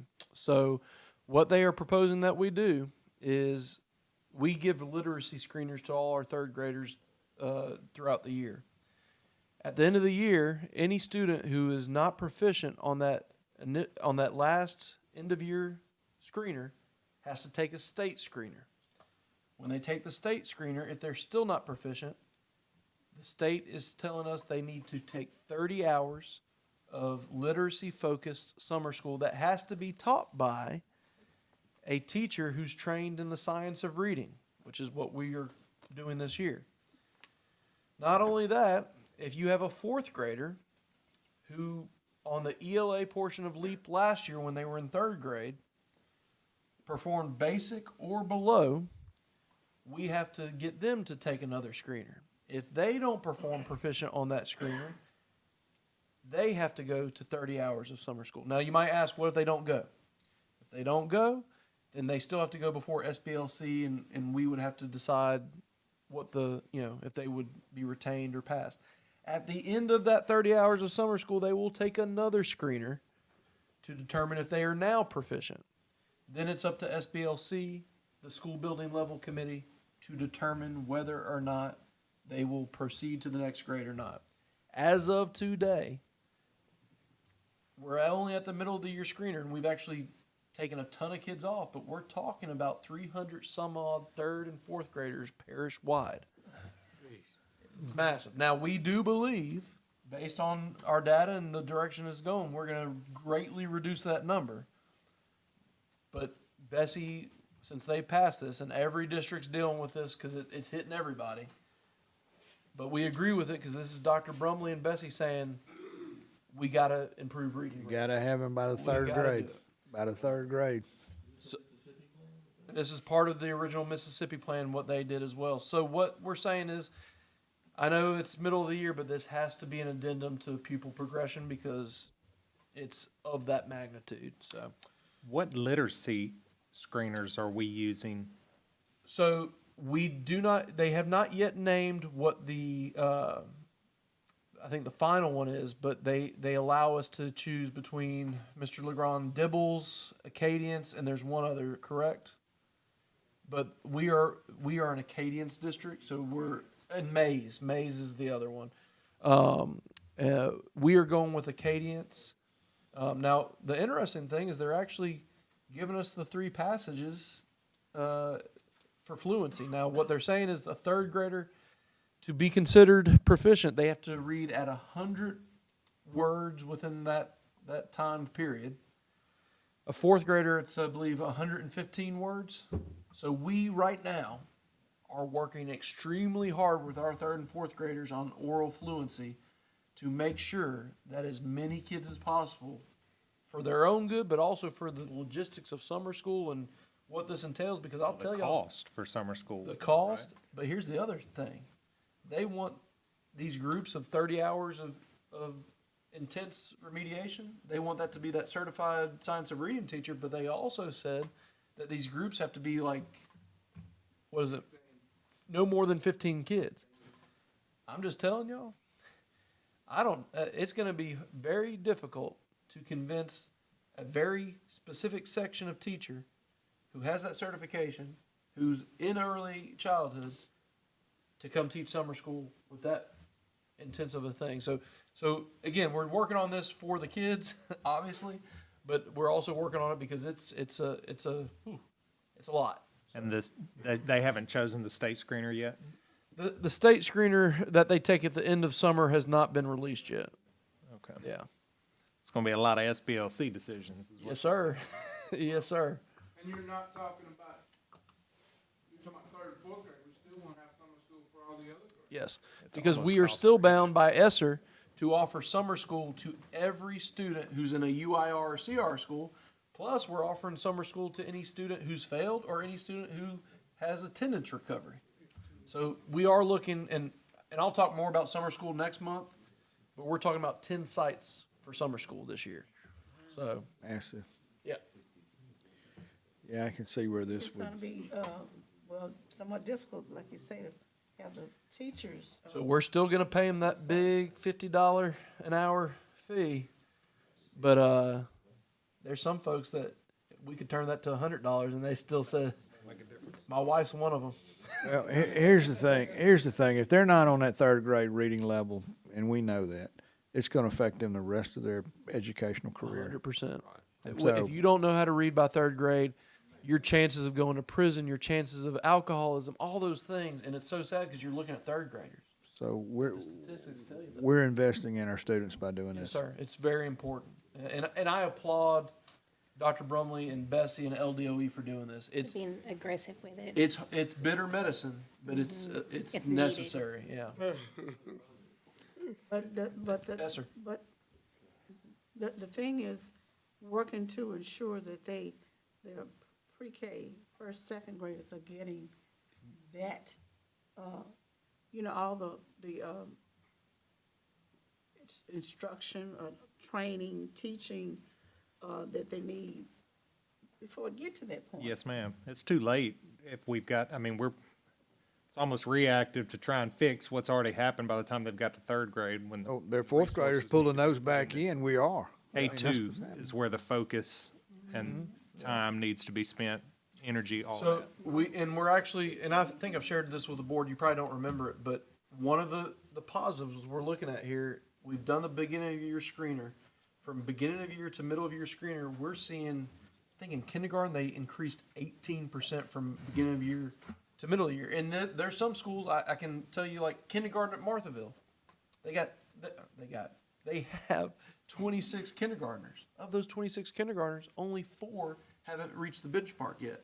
So there's some really good stuff going on here, but it's all hands on deck right now. Well, that's why we need to have screening for these children before they get to the junior high as well, because by the time they get to the junior high, it's too late, and these kids have not ever had a screening, and I'm getting parents that saying they have learning disabilities and things like that.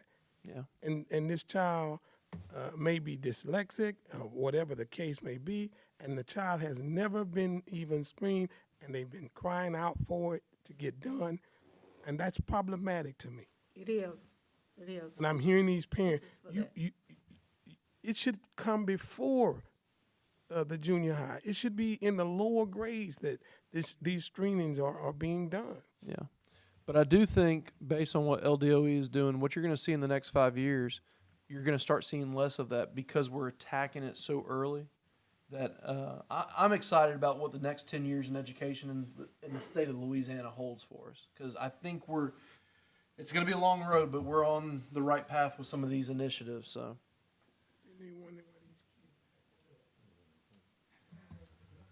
Item 7F, consider adopting school board member training resolution for year 2022. And I believe this comes from LSBA. No, you already covered this. This is a certificates. No. Well, the Got a resolution. This is resolution. basically, Yeah. Just putting it in I've public been told record. I have to enter this into the it's a- record. This is your Uh-huh. required Okay. 6 hours of training. Okay, yeah. And they suggest, it wasn't that we had to do it, but they suggest a resolution to not advertise, to let the public know that the board members have fulfilled their required minimum of 6 hours of training. Okay. And that concludes the executive report. Thank you, Mr. Danzy. That's a lengthy report. We appreciate all your hard work. Oh, I'm telling you. Board members, any other discussion items before we adjourn? None. Just don't forget the meeting, and you're not gonna be there. I can call in. Yeah, you can call. Yeah, I'll call in. Okay, thank y'all. We'll see you next Thursday. First Thursday and the next following Thursday board meeting, like regular, that's what we voted on. First Thursday and the following Thursday, okay. Okay, so y'all can't meet on Tuesday, is that correct? Yeah, we're meeting. Yeah, we on are. Tuesday. We're gonna meet on Okay. Tuesday. We're meeting. Okay. 5 o'clock. So can we put it on the agenda for Thursday if we meet on Tuesday with, We can. okay, Well, I mean, if we get it resolved. okay, Yeah, which I mean, that's very possible. okay. Even if we don't, we can add it, and we all just vote to add it on the agenda. Okay. I think that's a sound plan. Just put it on there now, and then we may have to table it. May have to table it if y'all don't come to conclusion. Yeah, that's a good idea. Go ahead and have it out there. As long as Dorothy behaves, we should have a conclusion. I will be behaved. I promise I'm gonna be behaved. I'll behave too. Okay. We'll all behave. Y'all let me out, I'm trying to get to the ladies' room. yes, It's been a ma'am. long meeting. Ms. Kanika, did you hear what they said they want to put for next Thursday's meeting? And we need to establish the wording for the superintendent's contract. Has the meeting been adjourned? Oh, she's gone. Dorothy gone. Let's get together on that. I think that may be a, is that think it's a record. one. Yeah, Is that it's a record? I think it's a record. Oh, it's not. Well. It feels like a record. Martinville's- Oh.